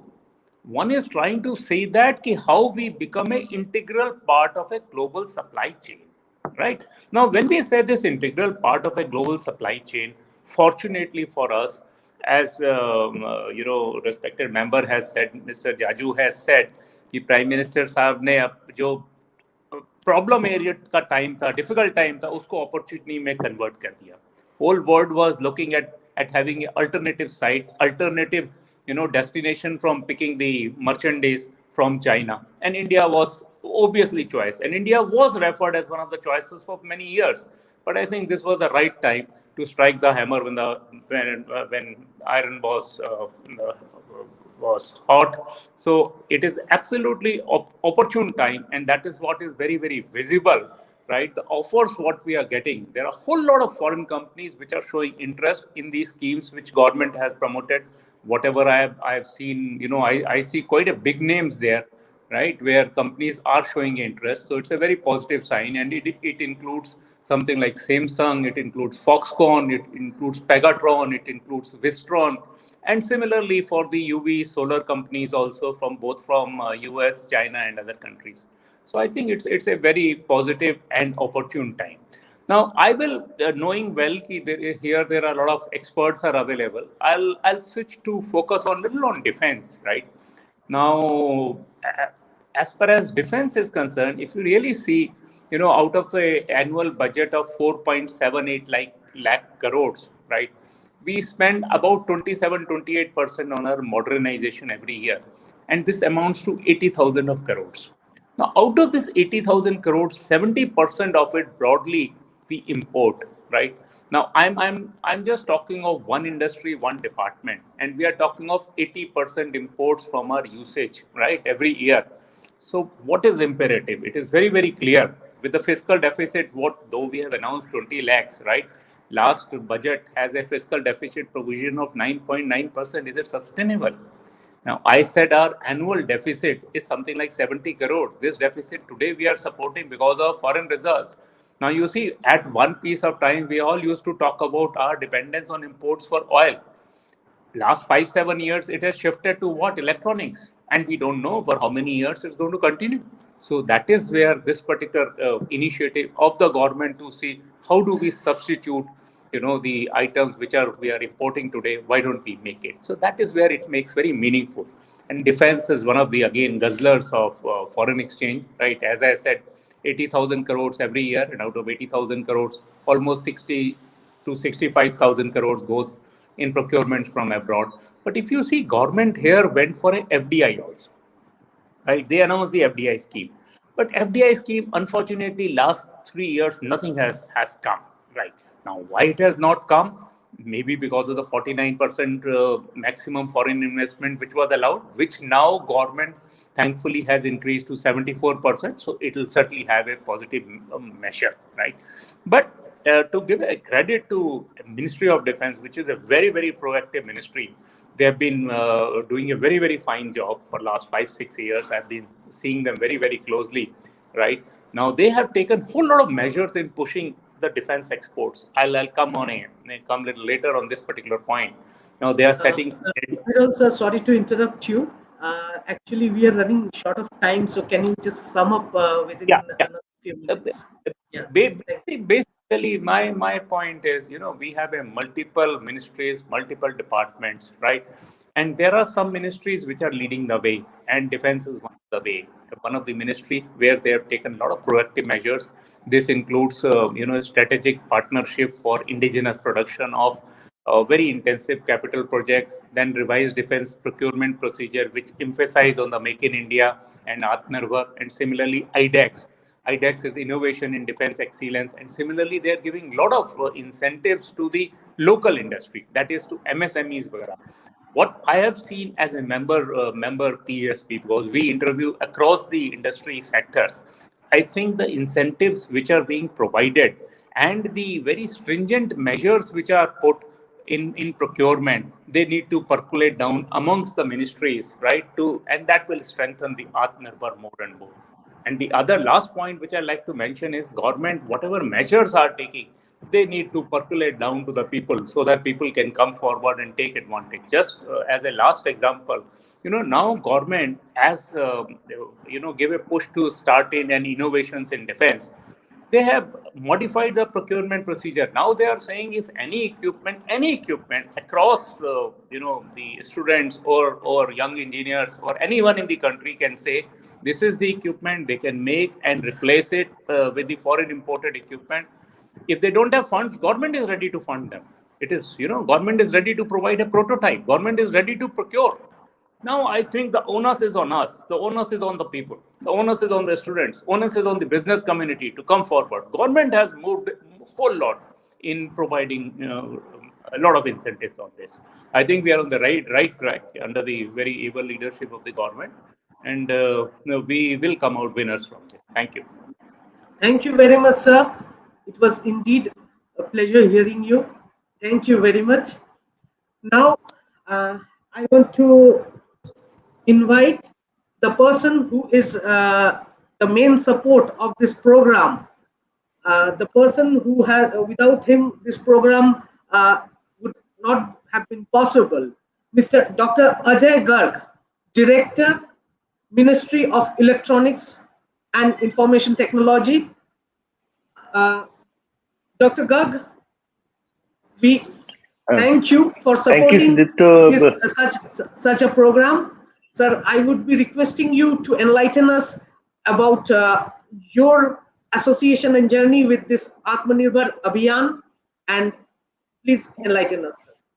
Thank you, sir. Thank you, Sudipto, for your kind words. And I don't think it's because of me, it's because of such a very esteemed panel you have with you. So, as Secretary DST and Admiral has already spoken about that the global supply chain has been impacted the most during the pandemic, and pandemic has done one thing: it has actually challenged the World Trade WTO rules, which were the benchmark for global trade to happen. So during the pandemic and what happened on our borders and what happened because of the one country in the East, one thing was very clear, that the world has to move from the best proposition source as a destination for manufacturing or services has to move to a system of a trusted global supply chain, and that is what uh, genesis of Atmanirbhar Bharat is, and where the Ministry of Electronics and IT is playing a key stellar role. So it is important. Whereas the global supply chain was greatly impacted during the pandemic, but one sector that remained afloat during that time was the Indian IT services sector, which you will understand is actually catering to the top 500 companies managing their critical infrastructures, whether they are data centers or servers or whatever it is required. So 95% of the global supply chain or the global IT services was afloat. India moved at a lightning speed to ease of doing business, to allow people to work from home from SEZ, to move their infrastructure out of the SEZ, and to actually work from home and whatever was possible, whether from the government or from our software technology parks of India or from the industry associations, everyone came together to see that the Indian IT industry was not disrupted, and that gave the globe world confidence that India is there to perform, and it can perform in the toughest of times.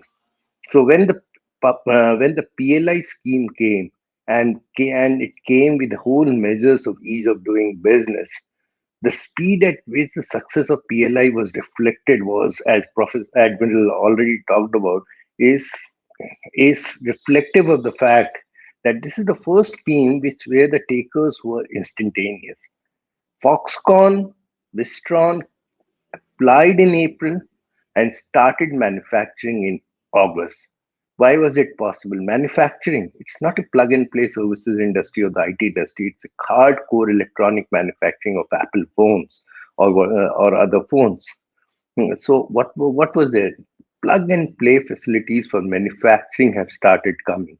The challenges for land, the power, and others have gone, and that gives us the confidence. So we are now a trusted partner to the global supply chain. We are not a isolated entity which is talking about Atmanirbhar, that everything and anything has to be within Indian geography.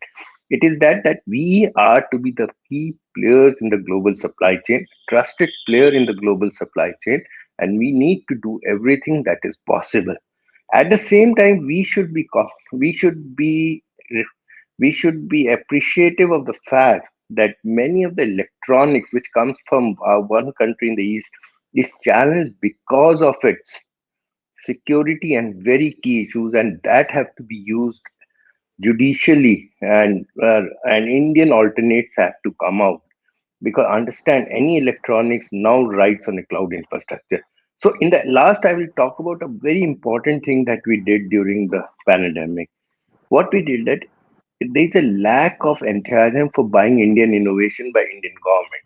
The government financial rules also were also challenged. We came out with a scheme called by floating challenges. When the security on Zoom was being talked about, we floated a challenge for finding an Indian alternate to Zoom. And I'll tell you, 1982 applications came from Indian entrepreneurs.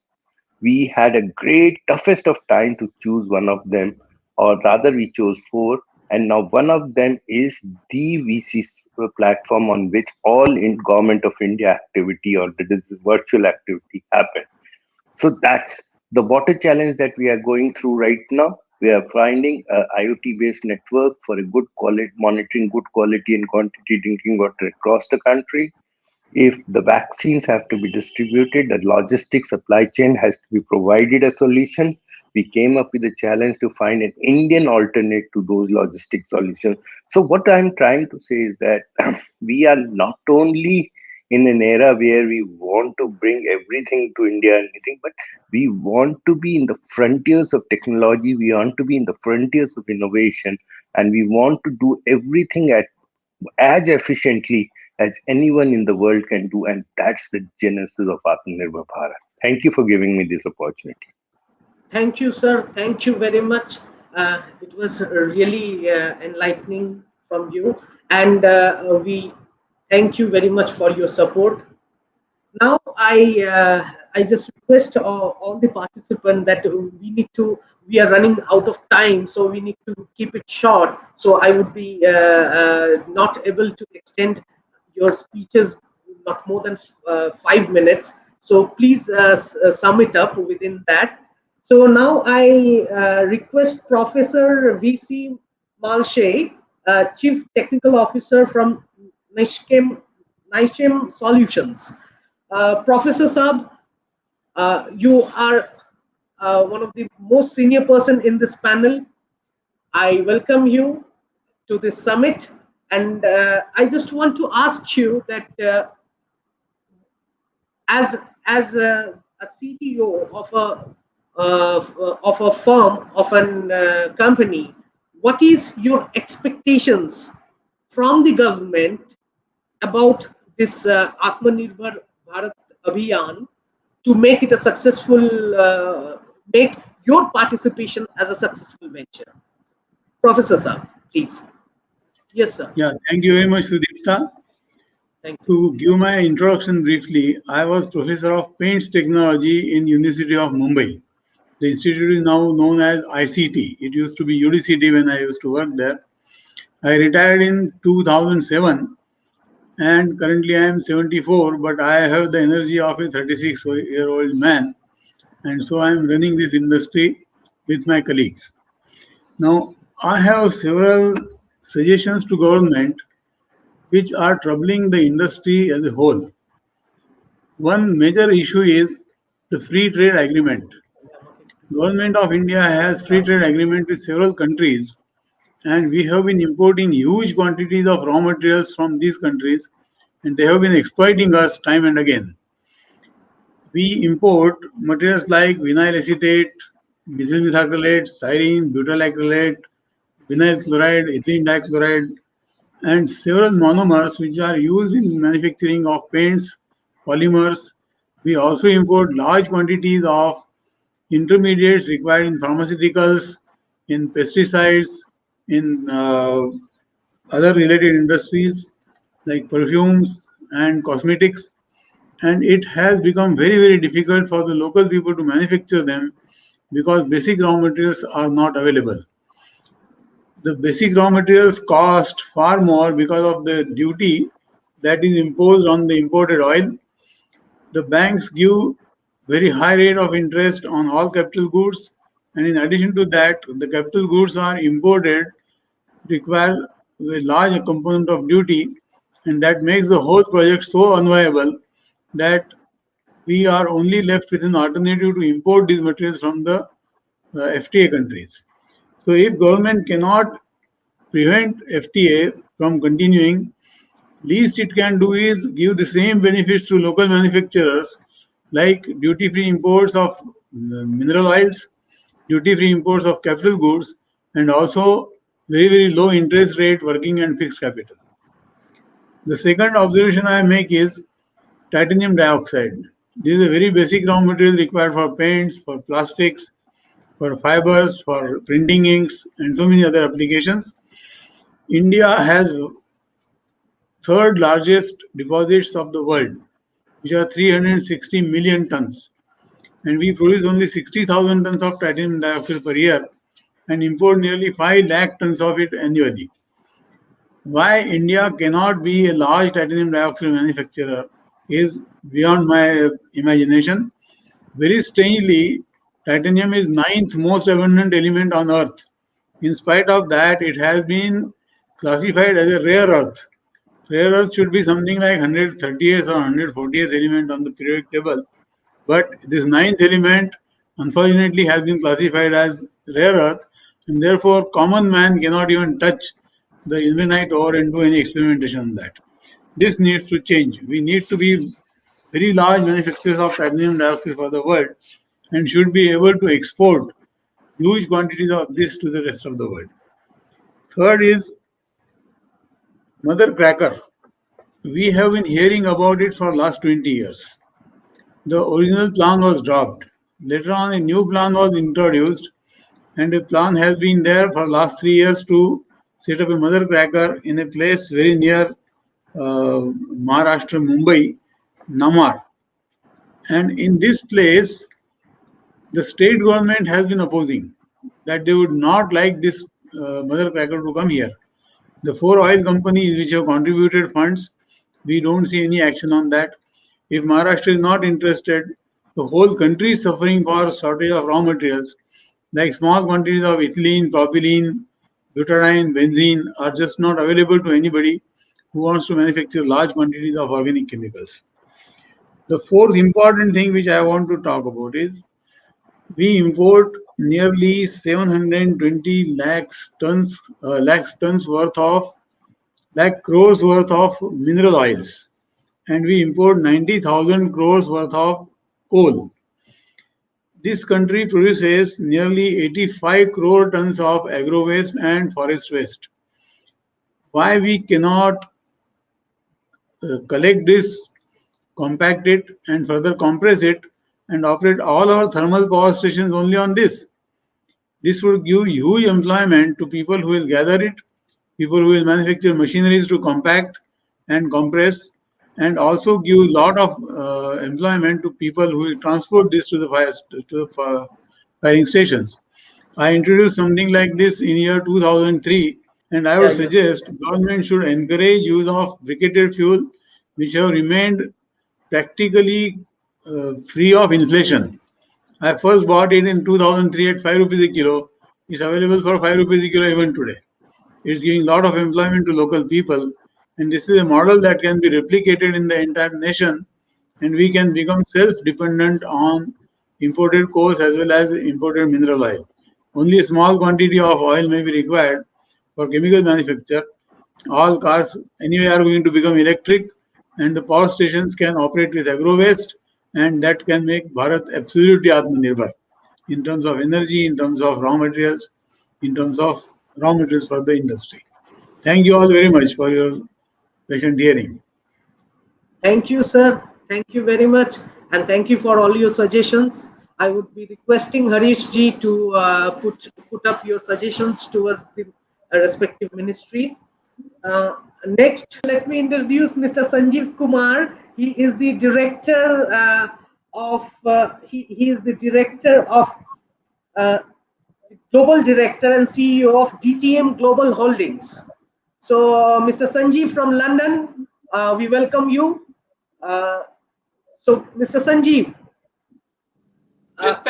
in a very short, we are running short of time. So, in very short, can you express what are your expectations from this Atmanirbhar Bharat Abhiyan as a person who is sitting in London, and how you want to impact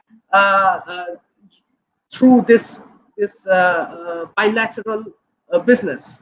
Sir, Sanjeev sir. So I will try to be done before in less than 5 minutes. So hopefully I look for us.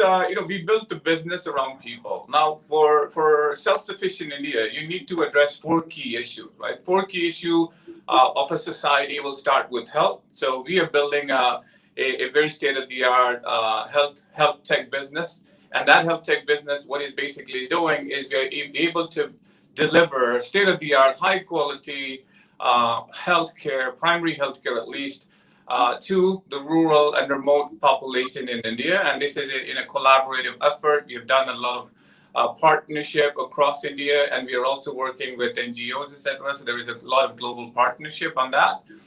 So the second thing is obviously financing. So we talked about liquidity, we talked about access to deep capital market.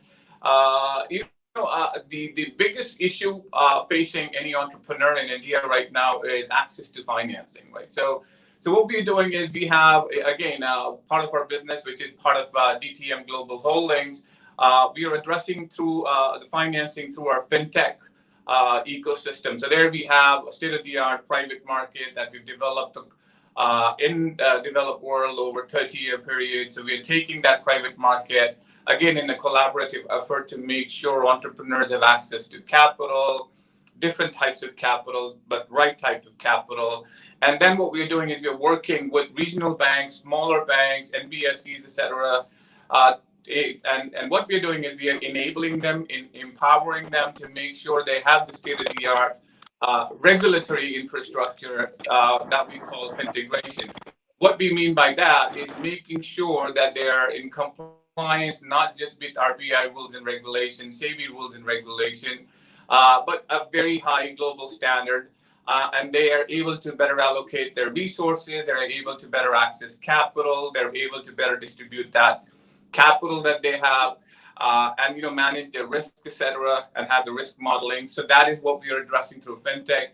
The other important part of society, if you want to be self-sufficient, is education.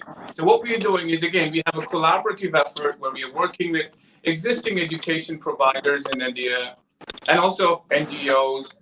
We're building programs like, the Wisdom Accelerators program, targeting young adults, giving them the right sort of skills, and also helping them learn new type of skill set, because whatever you do, you would need a population with the right skill set. So we are focusing on that, making sure that there is futuristic new age skill set being developed, making sure we are plugging in the gap in the current skill gap in the country. And it's again a complementary enabling ecosystem that we have developed, which is called the DTM EdTech ecosystem, in partnership. And the fourth final part is the environment. If you don't have the right environment, you can have all the progress you want, but you will end up spending all that growth on and choking on that growth.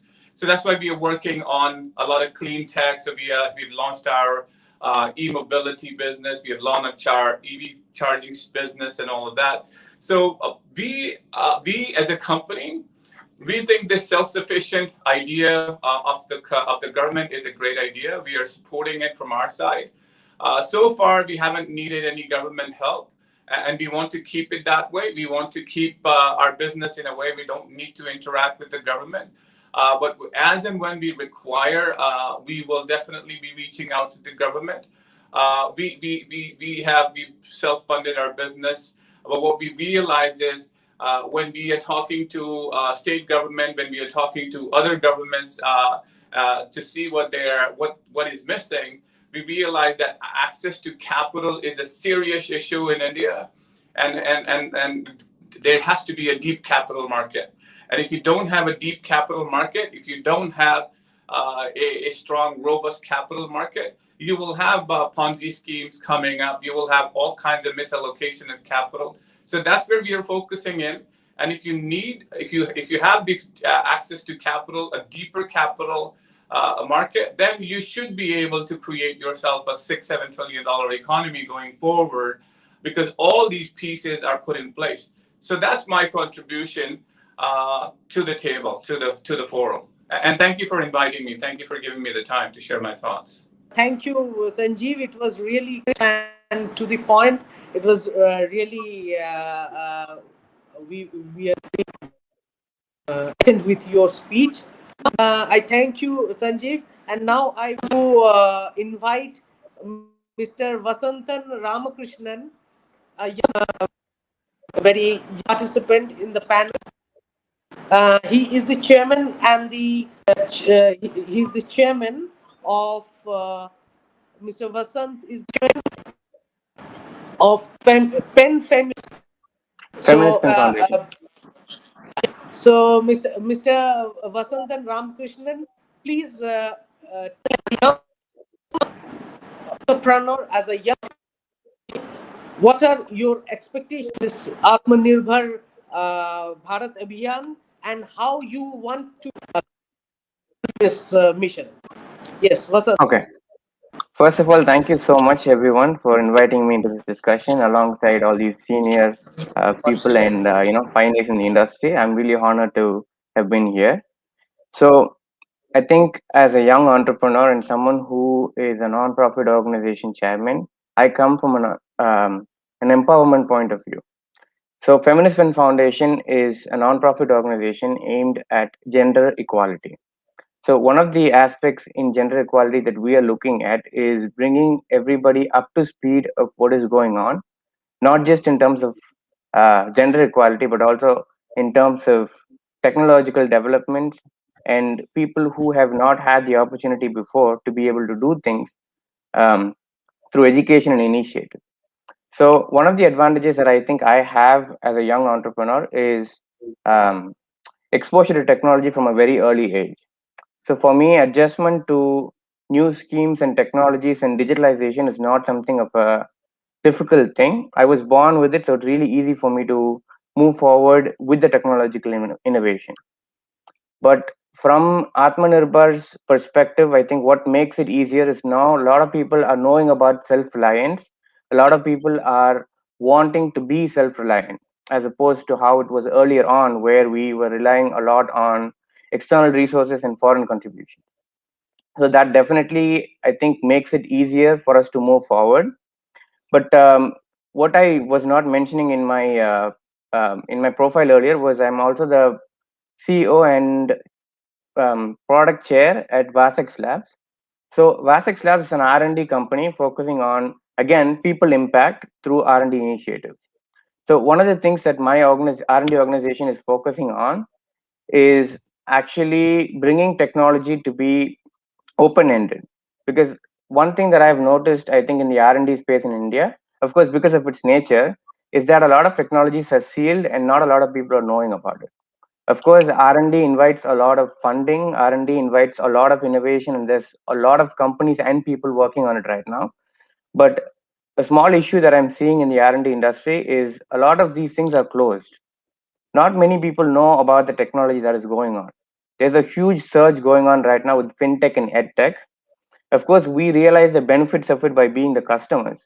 But from a developer's point of view, there's not a lot of open space there.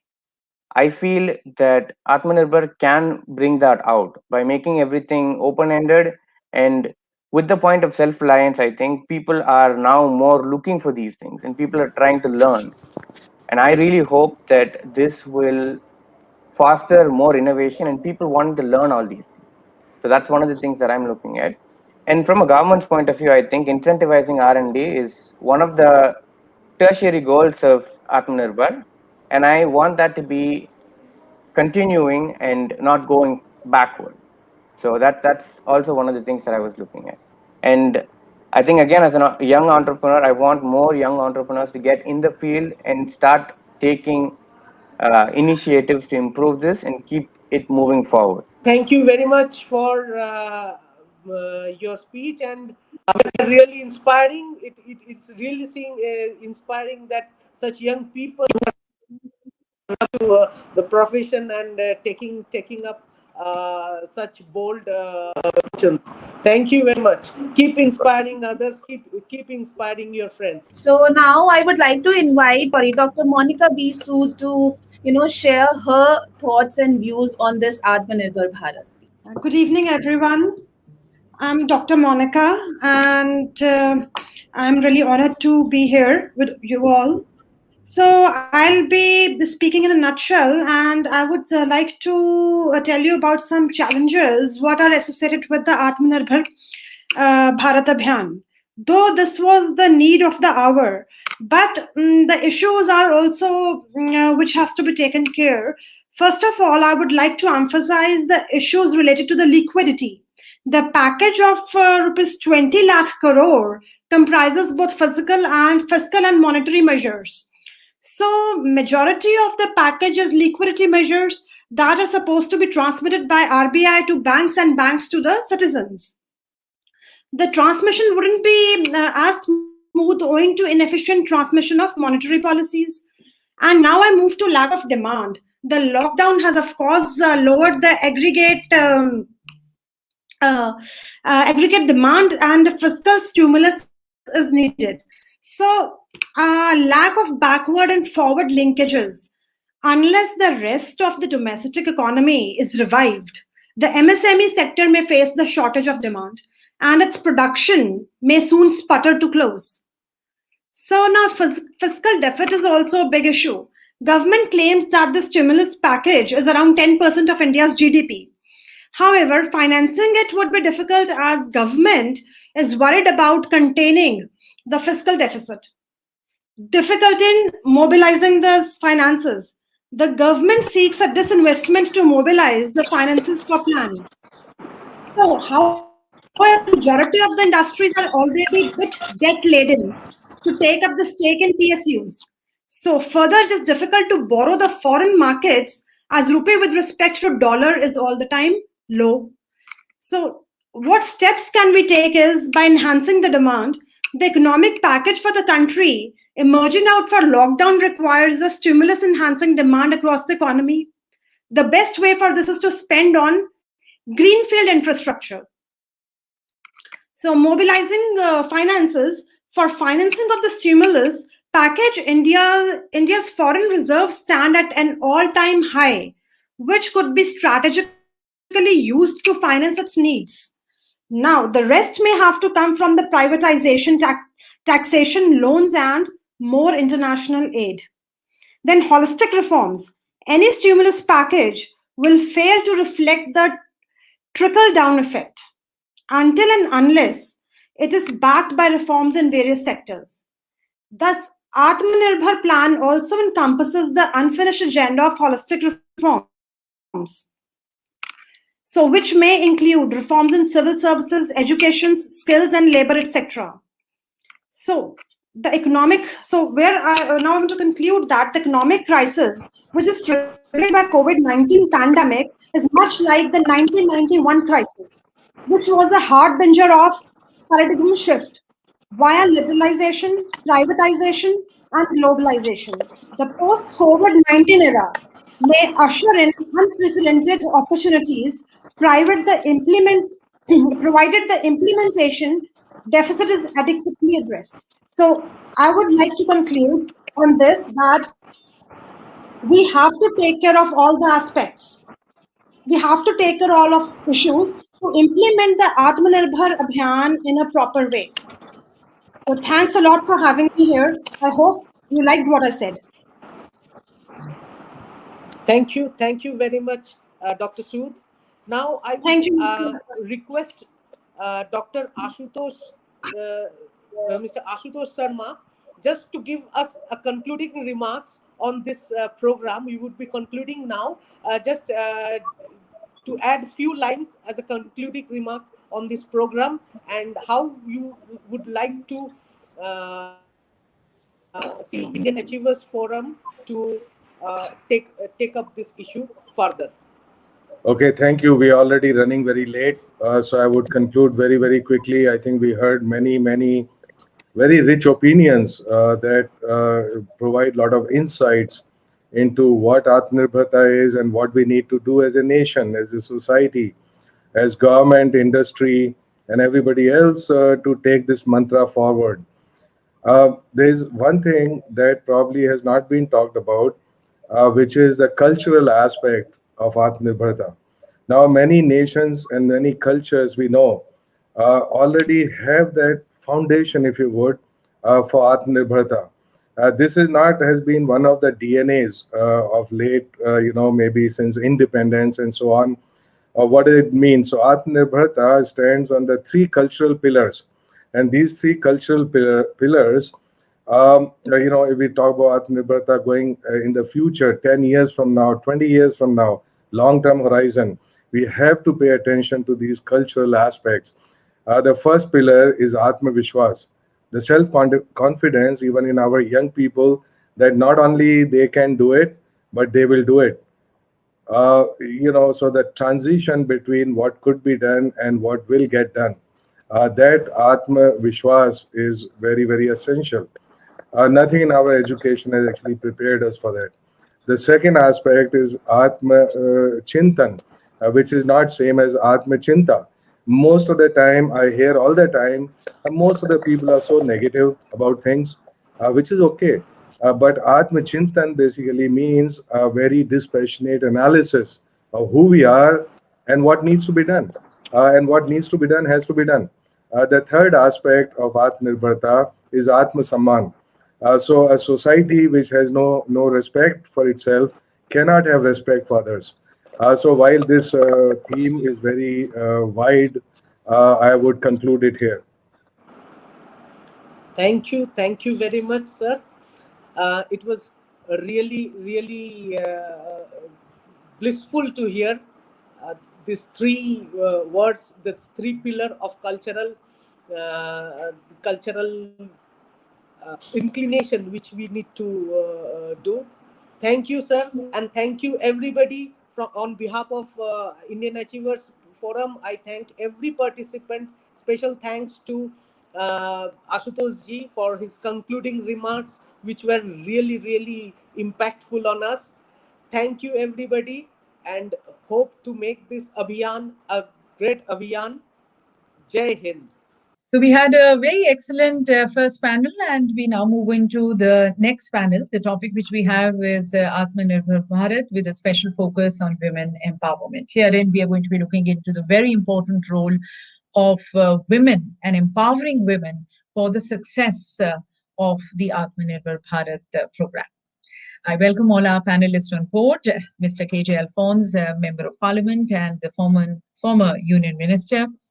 We have Mrs. Swaroop Rawal, actress and educator, Dr. Malini Ranganathan, Director of Indo-French Bindi NGO, Ms. Narinder Kaur, founder, The Women Power Unleashed.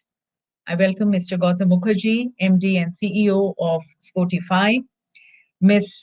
Sri Vidya Popala, the CEO of Enscon's Business Process Consulting Services, Mrs. Rashi Sharma, the CEO of International Trainer and Therapist Soul Consciousness Lab. And the session is going to be moderated by Ms. Vatika Singh, Sub-Editor, Indian Achievers Forum. Once again, welcome to all our panelists. And as you can see, we have a diverse panel.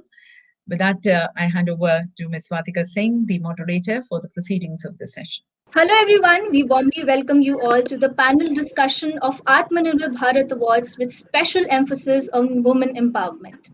Since the rapid growth and development of the Indian economy has increased, the need for a common platform where all the sections of community can discuss the major issues of Indian economic growth. Indian Achievers Forum is the platform which engages in developing and sharing ideas, opinions, and knowledge on the key issues.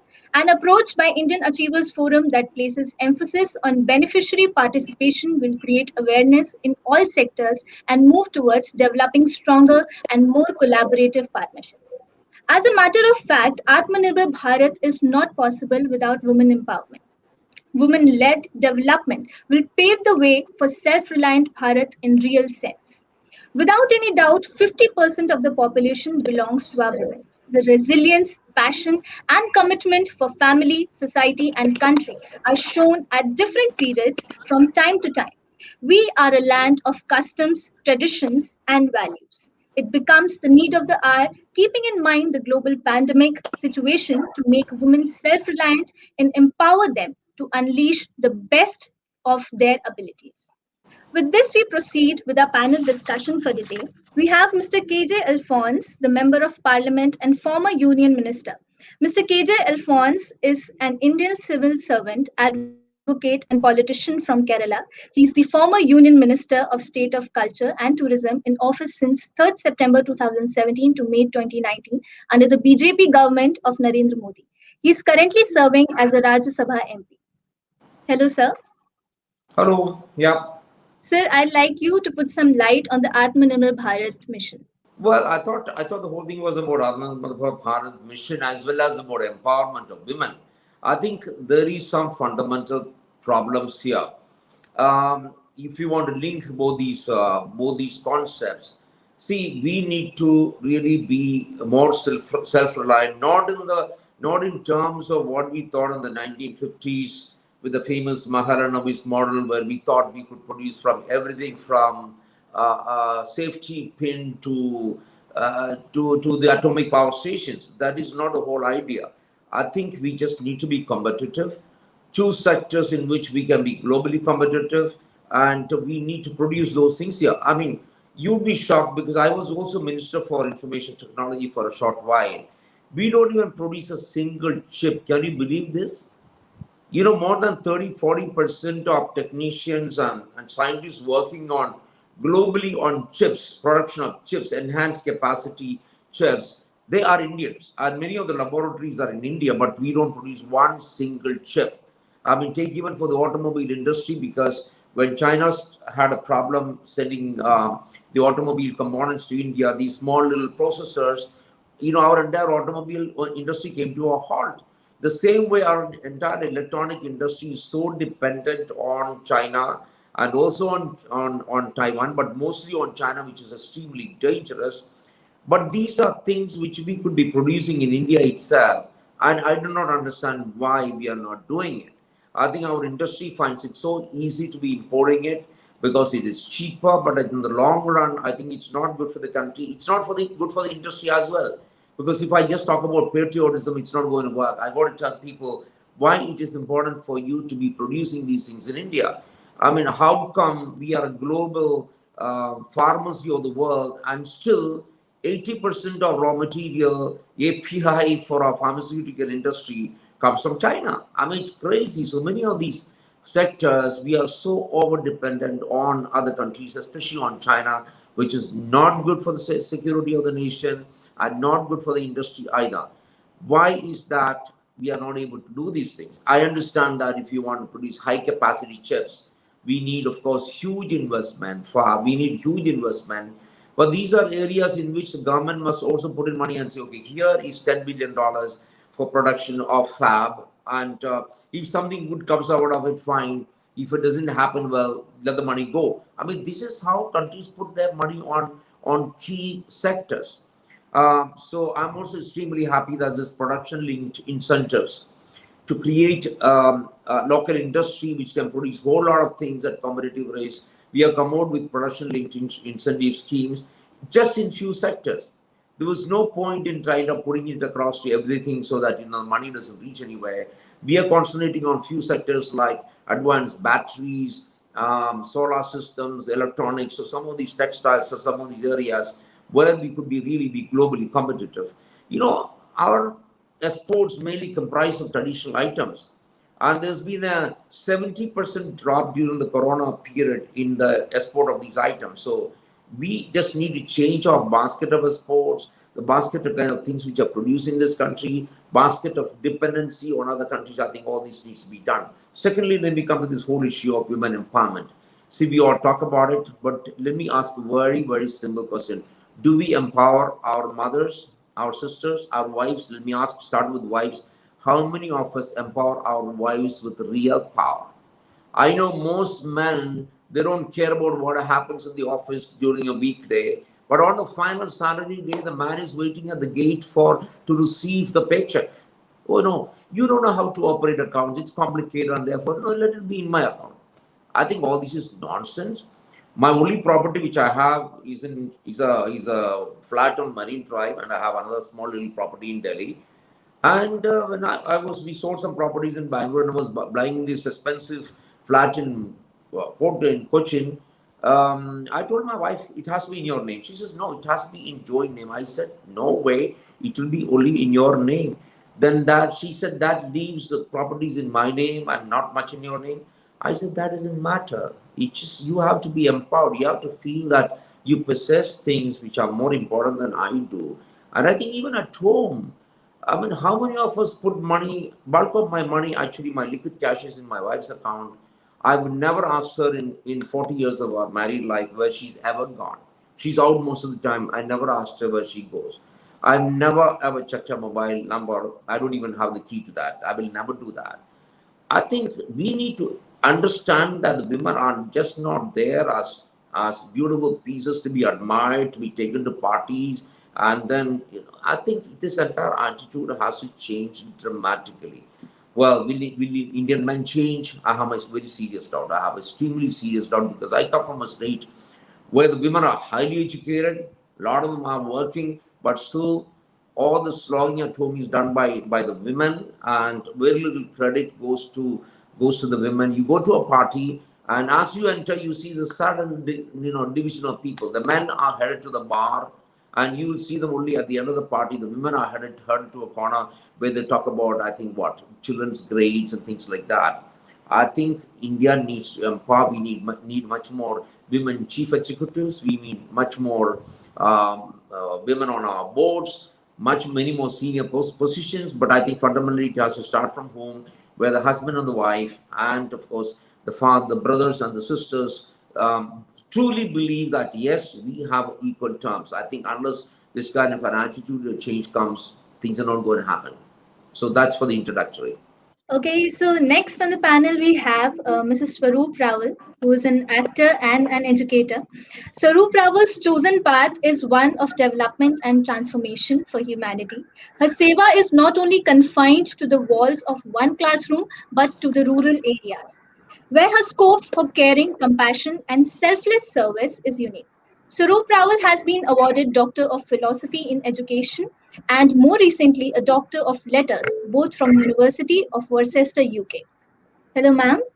Hello, and hello to all the participants here. I'm so glad to be here and, in conversation with all. So thank you, sir, for this lovely speech you gave before me, and I'm totally with you. I agree with you totally. What does it mean? What does women empowerment mean? Initially, it is thought of that, they should be able to earn and they should be educated. But I have found women that are educated and earning, they are not empowered. So what is empowerment and how would it come? One of the nice ideas I have and what I work in is life skills. So life skills are a large group of psychosocial interpersonal skills that help people make informed choices, communicate effectively, develop coping and very important self-management skills. They'll help an individual lead a healthy and a productive life. I think it is life skills and enhanced life skills that really talk of empowerment. And all the work that I have been doing up till now is in working towards empowering the vulnerable and the marginalized. And it's worked fabulously, especially in Gujarat, where I have worked extensively. For example, there was this beautiful project which I had done with for 5,400 villages in Gujarat, touching 68,000 adolescent girls and boys. And these girls went and transformed their villages and they transformed the lives of all their, the villagers and the children they worked with and things like that. So I am for enhancing life skills because I think life skills is what is really empowering. For example, we keep on saying, give them a voice, give women a voice. But you know what? If you don't teach them to talk, there is really no point in giving them a voice. So my take is that empowerment is not only about a financial or economical, but it is even emotional. Women need to be emotionally and psychologically and socially empowered. And it is very important because if we are at least 50% of the population, India is not going to be empowered unless we empower the women. So this is my take on empowerment, and I'm sure we will continue the discussion and we will take it forward. Welcome to all the rest of you all. Very aptly said, ma'am. Next on the panel, we have Ms. Malini Ranganathan, Director of Indo-French Bindi NGO. Dr. Malini Ranganathan has from 1983 created awareness of Indian cultural ethos and value systems, trained thousands of women in France in Indian fine and performing arts, and academically mentored them in international management systems. The first Indian lady from France conferred with the prestigious and highest distinction to an NRI, the Pravasi Bharatiya Samman Award by the Honorable Sri Ramnath Kovind in January 2019. Over to you, ma'am. Thank you. Thank you for this introduction. I think it kind of resumes what I do in France. Yes, it's been almost 38 years that I moved to France. And as most Indians, I was not familiar with French. I thought my art will help me carry on and be able to communicate with people. But at one point, I needed the language also to explain, and so I started learning French, and then ended up doing my doctorate in French, and today I teach in French. So this is my I would say linguistic voyage to France. On the cultural side, yes, I have been performing. For me, performance was my initial mission and vision, and that led on to teaching, because I have always been very attracted to transmitting my knowledge and sharing it with others.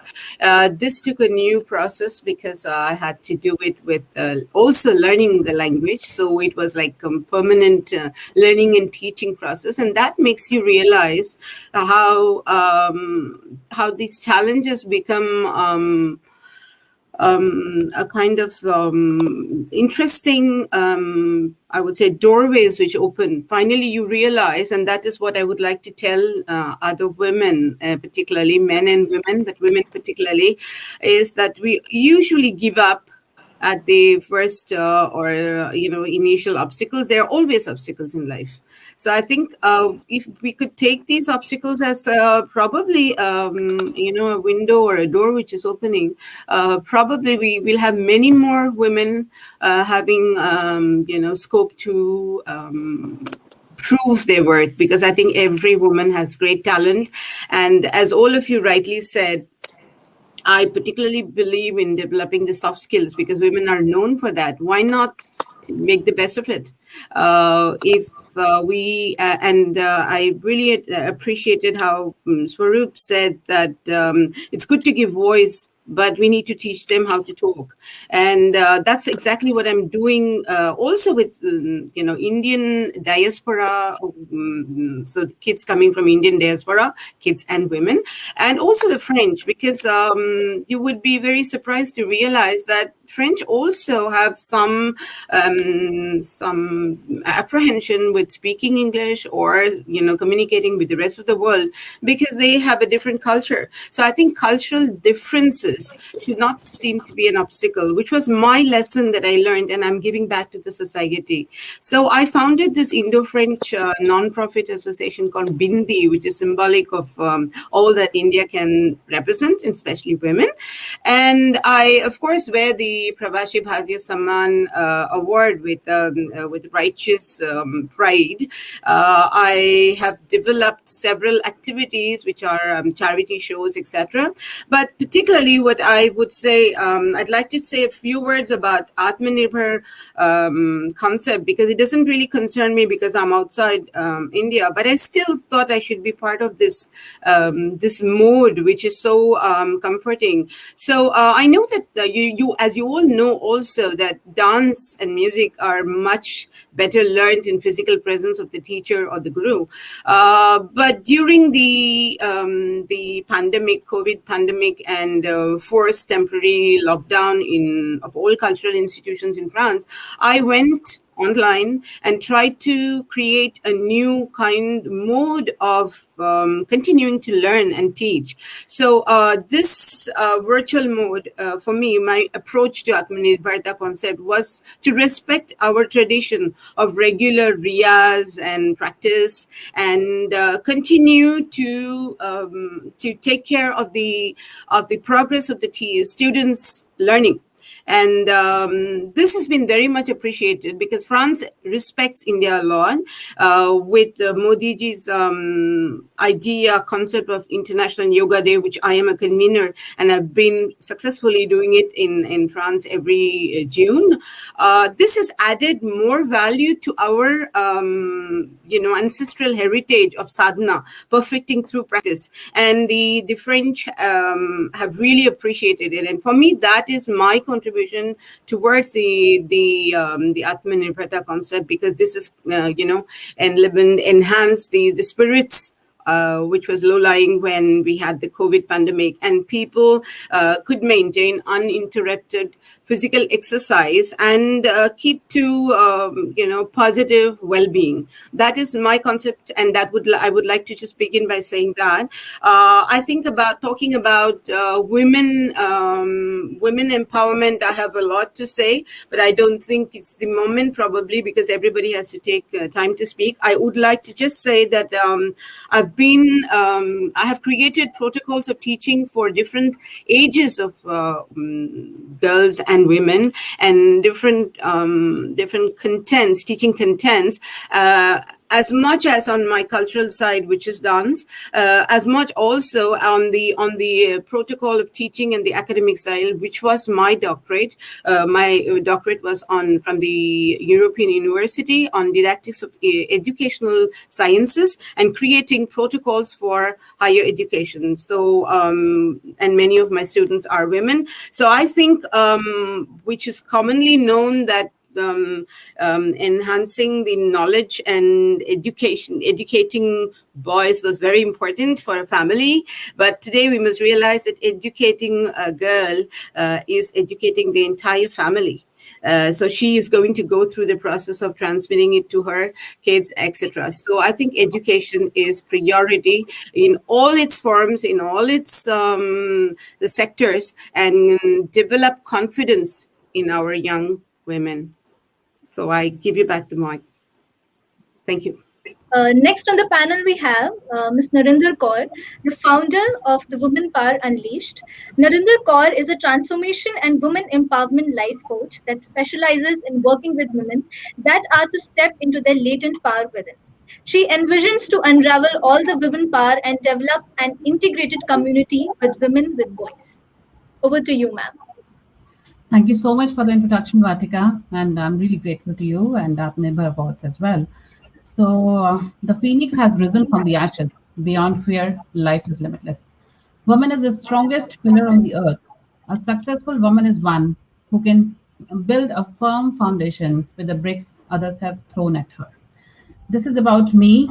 I'm the phoenix who has risen from the ashes. I have suffered from domestic violence, abusive relationship for last 15 years. I left my own home with my 100% special child, my angel, who's living with me and my daughter in a rented house. And I have unleashed my own powers. I have unleashed my potential to help millions of women in the globe to raise their self-esteem, to help women to raise the phoenix in themselves and live a supremely empowered and dignified life. And I'm called as a Phoenix Healing and Self-Esteem Coach who helps women in this sector. And I'm AGM Corporate in India's leading pharmaceutical company, National President of Culture and Tourism sector at Wiki, Certified Pranic Healer, Motivational Speaker, ICF Certified Transformational Life Coach, NLP Practitioner, Hot Model India Worlds 2020, a traveler, tracker, explorer, and a food lover. So I'm full in charge of my own journey because I have seen it all, ups and downs, all the roller coaster of my life. So after that, in 2019, when I was suffering from chicken pox, in 2019, I was hospitalized for 6 days by my parents. And the last day, my soul awakened me. Why are you suffering so much? You're not meant to suffer anymore here. You're not a woman to suffer. You have to raise yourself. You have to unleash your potential, and you have to get up and empower other women. And the 6th day, I got up in all that scars, and I didn't go back to my home. I took a rented home, stayed for some time in my parents' home, and then took my daughter along. And after that, every day I worked on myself. I gymmed, I meditated, I healed myself completely, and then came into power and taking the stories of soul awakening stories of women who were all around the world who have come from pain to power, and empowering global women, empowering Indian women all around to raise their self-esteem, to unleash their potential within because they have the power inside. We don't have to go outside to actually come out with the power. For me, women empowerment is women are actually at par with men in every aspect of life. Sacrifice, love, compassion defines her. Sometimes a mother, a daughter, and a stranger. So being a woman in this world is not easy. As a woman, our creativity and the inner power comes when we are truly feeling our and living our true emotions. But you have been trained since birth in this patriarchal society to turn down our volumes and velocity of our emotions.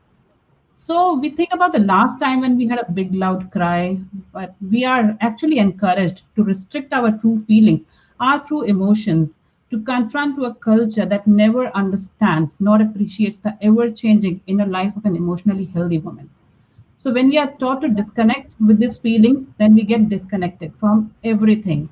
For me, a woman with a voice is a strong woman. You have the passport in yourself, you have the keys in your being, and it's up to you to unleash the potential. You have to believe in yourself, and you have that wild, audacious dreams. You never know you have that. Something all we need is a bit of guidance, a bit of teacher, a bit of a mentor, a woman of self worth who has self esteem is the one I love. Accept all your flaws, give a pat on your shoulder, and move ahead by loving yourself unconditionally.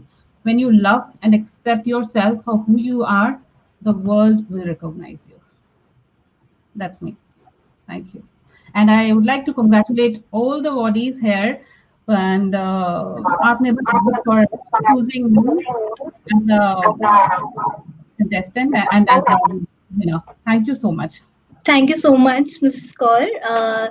And you have made us realize how strong a woman can be. Okay, so next on the panel we have Mr. Gautam Mukherjee.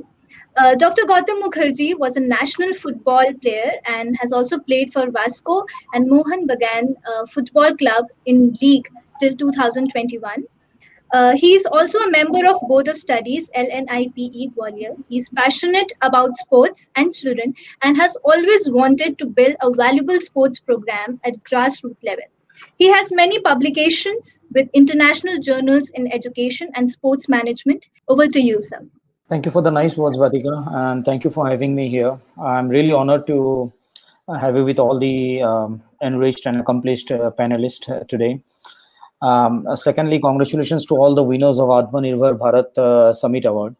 The topic when I got to know the topic when one of your colleagues contacted me. So this is something which I don't do as a part of my main course, mainstream business or mainstream endeavor, but there are certain things, small things which we are trying to do, and so-called Atmanirbhar Bharat. But my perception of empowerment probably is a bit different, and it's absolutely my personal opinion. So to me, from my childhood, we have been taught through various cultures that, and which is a matter of fact, that women are powerful. You have a divine power. So empowerment is something more than power, something more than powerful. And to me, empowerment is a self-determination in people or in community. Now the question is, often it is discussed, often it is asked that, do men have the power to empower women? And truth to be told, from my opinion, my answer would be no.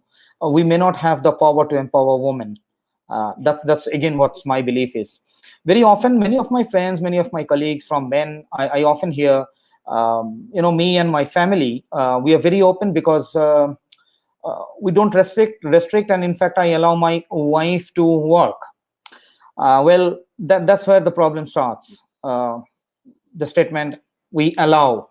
So what we try to do through sports is, and there are typically, the way I look at empowerment is, and it is not only for women, also for men, also for kids.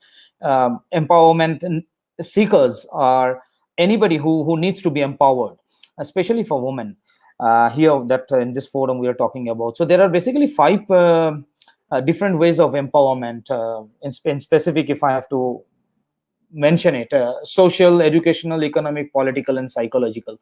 And sports is something which has the strongest ground, strongest foothold, or strongest connect and aggregator to actually connect all these 5. We are actually a sports promoter. We do a lot of work at sports promotions, grassroots level. We work with central government. We work with state governments as the sports development partners. So what we identified is, we have our academies, and I'll tell you how this women empowerment started, and it became it captured a big area in our team. So in the Northeast, when we had started our academy, it started with 6-7 academies. So there were 6 to 7 girls, those who were very interested in sports. But then we kept on inviting them to start practicing with the kids, but they ran away. I mean, it's a very natural phenomena. So one day we started discussing, and then I suddenly thought, why not to change the table? Why not to change the complete side of it? So I called more than 50 girls and I told them, I'll give you a responsibility and I'll work closely with all of you. And there were age groups from 13, 14 years to 40 years women. And I told them that you need to organize a tournament for men. Can you do that? And whatever is required, will support you. And that is where I thought, and I've seen that there was a paradigm shift, when women actually organized a football tournament for men. So if you see, we did not empower them. We created an environment, an opportunity for women by which they can empower men by organizing the tournament. And then we witnessed a tremendous enthusiasm and tremendous a zeal of playing sports. And sports is all about just one reason, for which even Virat Kohli plays cricket and Messi plays football.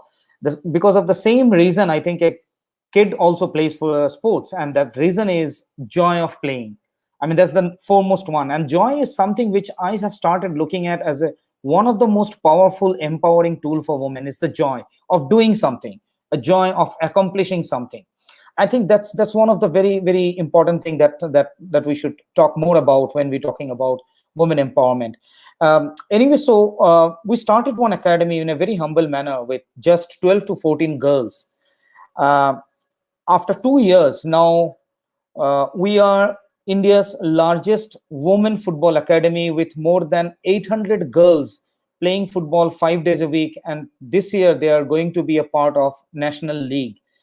So you see, the movement started with, it was not even a movement. It was never thought that it would create a movement. It just started with one simple thought, that how can we engage those women in a very noble cause of come and play and have joy for an hour or two. So that's how it started. The other thing that we have started doing is, and later on we realized that that's very important, because empowerment has a very direct impact and proportionate equilibrium with the economy. So there are a lot of women who have played for the state, who have played for the country, but because of lack of education, they are not employable. So what we have started doing in a very small manner is, we recruit those women, we train them, and we place them in our company as coaches, as trainers. Of course, in the beginning, they are not at par with somebody who is from a physical education college or from a sports coaching degree. But with the confidence of our partner schools, our academies, our clients, they have also understood, and they are doing fantastic. So there are a little bit of bits and pieces that we are trying to do, and I'm sure that one thing, if we can change that, every time that men need to support for the woman, I think if that table shifts, if that view shifts, I think that things will be much easier and faster, and women would be more empowered. And again, this is my personal belief. In respect to women empowerment, this is something what we have started doing 3 years back, and we now have something as a different brand, as a different business unit, as sportswoman. So we do a lot of work around sports, but yes, the platform is sports for women. That is what we are. Thank you once again for allowing me to share thoughts on our work, and congratulations once again, and thank you. Thank you so much, sir, for speaking on the topic. And you have made us realize how important sports is, and we need more men like you with that thinking. Okay, so moving ahead, next on the panel we have Ms. Srividya Pupala, the CEO of Ensconce Business Process Consulting Services LLP. She has done masters from University of Massachusetts Lowell. She has received multiple awards and recognitions for technical achievements, project management, or be it for people management. She has always believed in creating a talent pool in whichever organization she has worked. She is talent driven and is innovative in her programs. She has conducted multiple Propel confluences and as certified propeller in TCS. Over to you, ma'am. Thank you so much, Patika, for that wonderful introduction. Yeah, I would just like to start with a quote which is very favorite to me. Dream is not what you see in sleep. Dream is something that does not let you sleep. It is by our beloved and loving Dr. APJ Abdul Kalam. And I would love to take this opportunity to congratulate all the awardees for the Atmanirbhar Bharat Awards 2021. My heartfelt congratulations to everyone. Coming to my journey, I would say that I've been in the IT industry for 20 years in varied technical and managerial roles. Worked for the organizational development, quality, people, process compliance in the companies like TCS, Infosys. In 2011, I had the opportunity to help a consulting company as an independent consultant to build business framework for project management, people engagement, and proposals.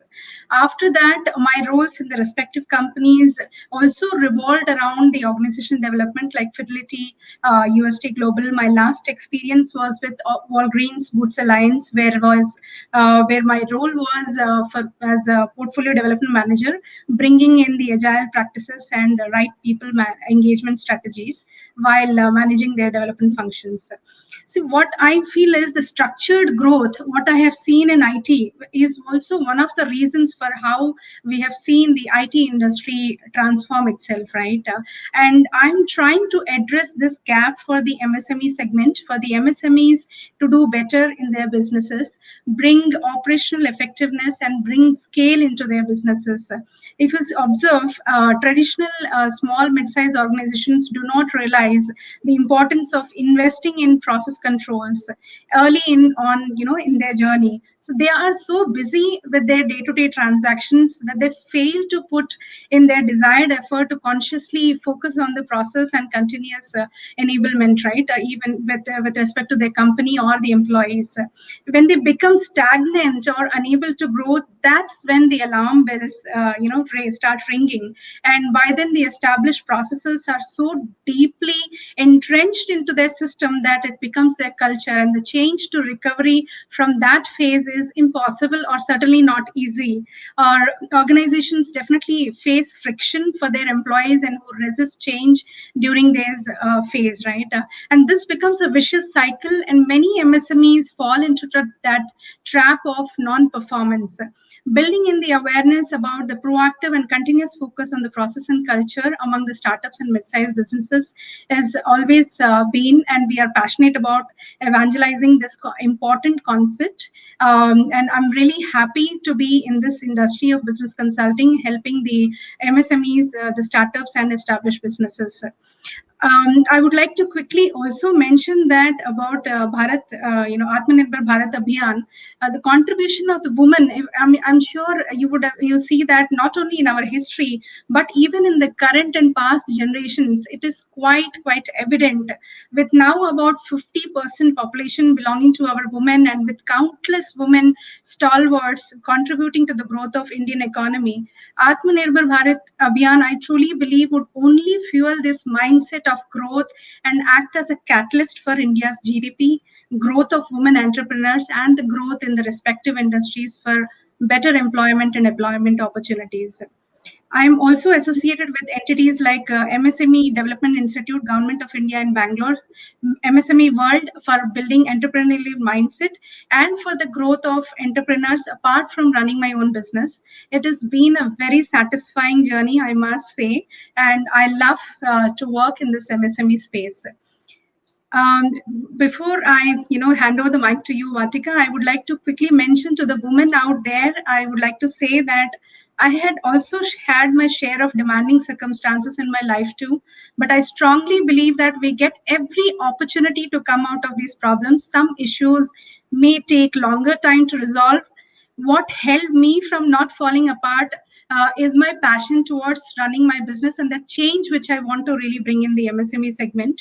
I had always prioritized my thoughts to be determined, grow the business even during those tough days of my life. I have always kept my professional and personal completely separate. This goes to every woman and men out there, that they have to keep things absolutely clear when it comes to professional or personal engagements. And how do we maneuver ourselves around these problems is what makes us better and a stronger person and a better business person indeed. Thank you so much for the opportunity, Vatika. Over to you. Next on the panel, we have Ms. Rashi Sharma, the founder CEO of international trainer and therapist Soul Consciousness Lab. She is a spiritual healer, professional trainer, therapist, life counselor, and a shaman. Has worked trained with the most renowned therapists of the world. She is an internationally certified for hypnotherapy, past life regression, future life progression, psychic healing, intuition, Akashic records reading, and shamanic practitioner. Over to you, ma'am. Yeah, thank you, Radhika, and I'm grateful to India Achievers Forum and everyone present here on this beautiful day. It's a great honor and opportunity to be among such an esteemed panel and listen to their valuable thoughts. I'm Rashi Sharma, and I'm a professional hypnotherapist and international trainer. I help people around the globe with hypnotherapy, past life regression, life between lives, shamanic healing, and other holistic healing modalities, which brings a powerful and natural, drug free, permanent positive changes in all the spheres of our life, be it mental, emotional, physical, psychological, or behavioral. And actually, my journey in women empowerment started in 2016. It began when I got a distress call from a woman who called me for help, and she wanted me to hypnotize her husband so that he can stop abusing their 10-year-old daughter. So, though I tried to help her, but she immediately backed out and pleaded that she don't want anything to be reported anywhere. And she said that she's 100% dependent on her husband for everything, and she's waiting for her son, who was doing some technical training at that time, and she wanted her son to complete his studies. Only after that she can move out of that relationship. So I was not able to help her because she called from an STD in 2016. So that memory still haunts me, and it kind of drives me towards my goal. So that was a moment I pledged that I'll try to contribute whatever is possible in my own way to empower women. So they can be financially and emotionally independent and can take the right decisions, which would not only help them, but also help the whole society and our nation as a whole. In my field, actually, women can use their inherent talents, which are naturally gifted to them and not which are contrary to their nature. And I've been doing some research on this. And from last 8 years, I have listened to around 4,000 women who are basically from all the economic strata. And after researching, what I have found is that we want to train women as men. Here we make women invisible, and we appreciate the ones somehow who replaces men. But it seems very misleading, but they can be my views as well. This is something we are not. Nature has given us gifted women with nurturing qualities of selfless love, care, love, compassion, resilience, patience. And we need these qualities here in my field as a therapist, good therapist, and healer. So we see that women can easily and very naturally and efficiently work in the area of holistic therapies and counseling. And if we train women in this area, they can naturally and not only start their own profession, but also start helping the society to transform positively from grassroots level. And one more thing I'll add here, as Sarup ma'am said very rightly, that they are financially independent actually. But the thing is that I have many clients who are very rich, who are very independent, but they are dependent on their husbands and even for the use of the credit card. So it is something which we need to change at the grassroots level to tell them that they are complete in themselves. In fact, the family is dependent onto the women. Like kids are dependent onto the woman. So women is like the core of the house. So that we need to change, even though we are teaching our daughters, giving them best education, but somehow we are teaching them to keep quiet as well.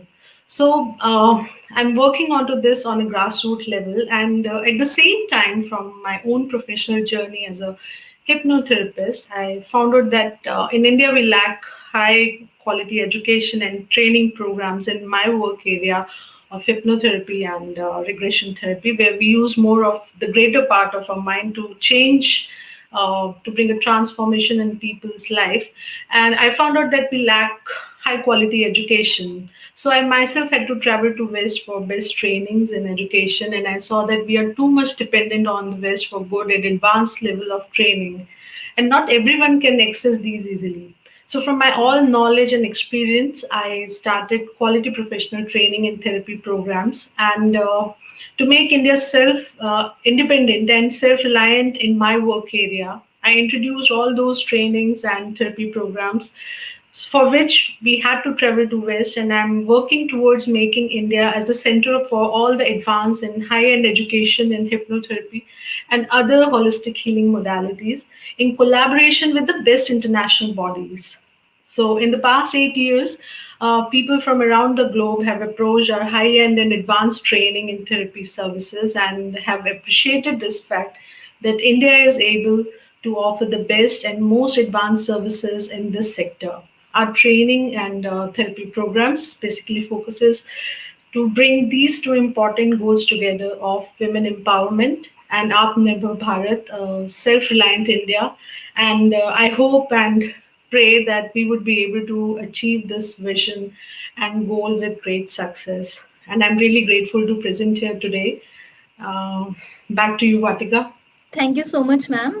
You have made us realize how important it is for women to be self reliant, especially. Okay, so we are done with the panel discussion. If there's any one of you who wants to put their remarks forward on any of this, so you can do that. Could I say something, please? Yes, ma'am. Sure. Yes, thank you very much. I did mention the women empowerment program that I organize. I did not detail. I'll try to be very short. In fact, we are trying to create through my NGO the ability to create awareness and educate, of course, the French and Indian women from the diaspora, because I'm in France, to serve beyond normal expectation of art and culture, that it can reach a different domain. And as Mr. Gautam very aptly said, there are several sectors that we could deal with it, whether it's physical empowerment, which is, betterment of one's physical well-being, but it could be psychological, which played a great role during the COVID pandemic from past 1 year. Cultural, obviously, because the more they are engaged with cultural activities, they feel their talent is exposed, and this at every level gives them the confidence to present and perform. And as you said very aptly, that sportsmen and women like doing it because they enjoy. And we must not forget that art and culture is first a personal satisfaction. You like to sing for yourself, you like to dance for yourself, and then eventually it goes on to sharing with others. When we fully enjoy doing something with happiness and the joy of sharing it, it's almost the second step, which is the rasa part of it, which comes almost naturally. So I think that is something very important. And the connecting domain would be obviously the spirituality, which I would say the inner self. They have confidence in oneself by doing, practicing yoga or meditation or mantra chanting. These activities are developing a lot in Europe and particularly in France, and that is giving a new dimension for the Indian cultural heritage, and that is helping many women once they finish with their work, which is professional or at home. They often take pleasure, and they take time and take it seriously to develop this inner self, which need not be connected to any kind of religion, but spirituality, your own confidence, connecting with your own inner self. And of course, it has the last domain, which is social. When you do something for yourself which you're happy doing, obviously you're spreading a very good, I would say popular and happy environment, and that is something that women are doing in France. And I wanted just to mention that, be it on my academic side or the artistic side, I try to remind them that after so many years, I still am extremely proud to be an Indian. And Indian values have many dimensions, and they can that you can be Indian at heart and be present globally. So I would like to finish by saying I congratulate all of the Atmanirbhar Bharat Award winners. I thank of course, Indian Achievers Forum, which has honored me, and I'm really honored and humbled. And I'm there, available in Europe, in France, if I can participate. I also have written quite a few scientific, articles by peer-reviewed, scholarly academic organization. So I try to balance all of this. And to finish, I'm a proud mother of 3 kids. So I think we can do it. We are polyvalent, and we must just have the opportunity and confidence in us. Thank you very much. Over to you. Right, ma'am. We can do it, and we will do it definitely. Okay, so before concluding this session, I'd like to thank everyone on the panel today. It was pleasure talking to all of you, and it was pleasure listening to your views on the Atmanirbhar Bharat campaign prevailing in the country at the moment. Thank you so much, everyone, for giving your prestigious time to us. Thank you so much. So thank you to our panelists. I think we've had a very good discussion, and as we are now just about to draw curtains to the summit, I would like to request Mr. Harish Chandra, the Executive Director of Indian Achievers Forum, to kindly propose a formal vote of thanks. Ladies and gentlemen, Mr. Chandra is also the editor of CSR Times. Good afternoon, everyone.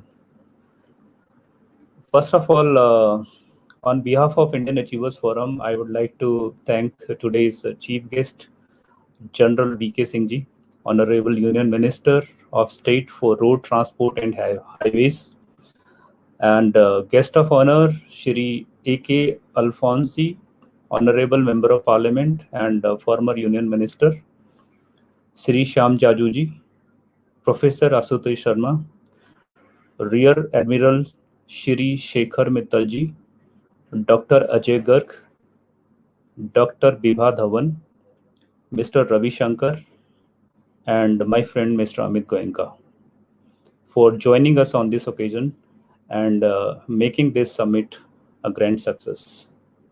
I also congratulate all the award winners of Atmanirbhar Bharat and Women Achievers Award for their achievements in the respective field.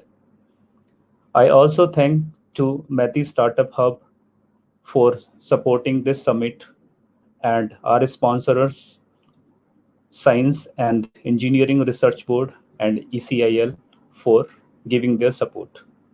Thank you very much. There is a Japanese proverb: if you feed fish to a hungry man, he would have food for a day. But if you teach him how to fish, he will have food for his life. This Japanese proverb perfectly describes the essence of India's ongoing endeavor, Atmanirbhar Bharat.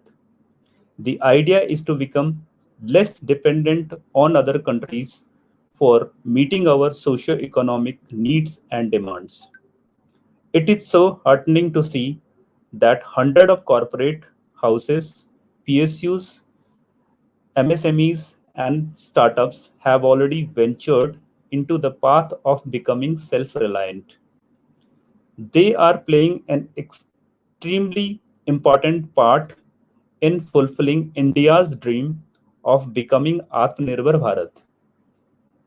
To celebrate the achievements and contribution of all those doing a commendable job in making India self-reliant, Indian Achievers Forum is holding a series of summits and awards to appreciate them for their efforts.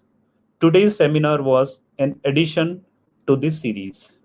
I hope that the list of Atmanirbhar companies keeps growing and India become a world leader on this direction.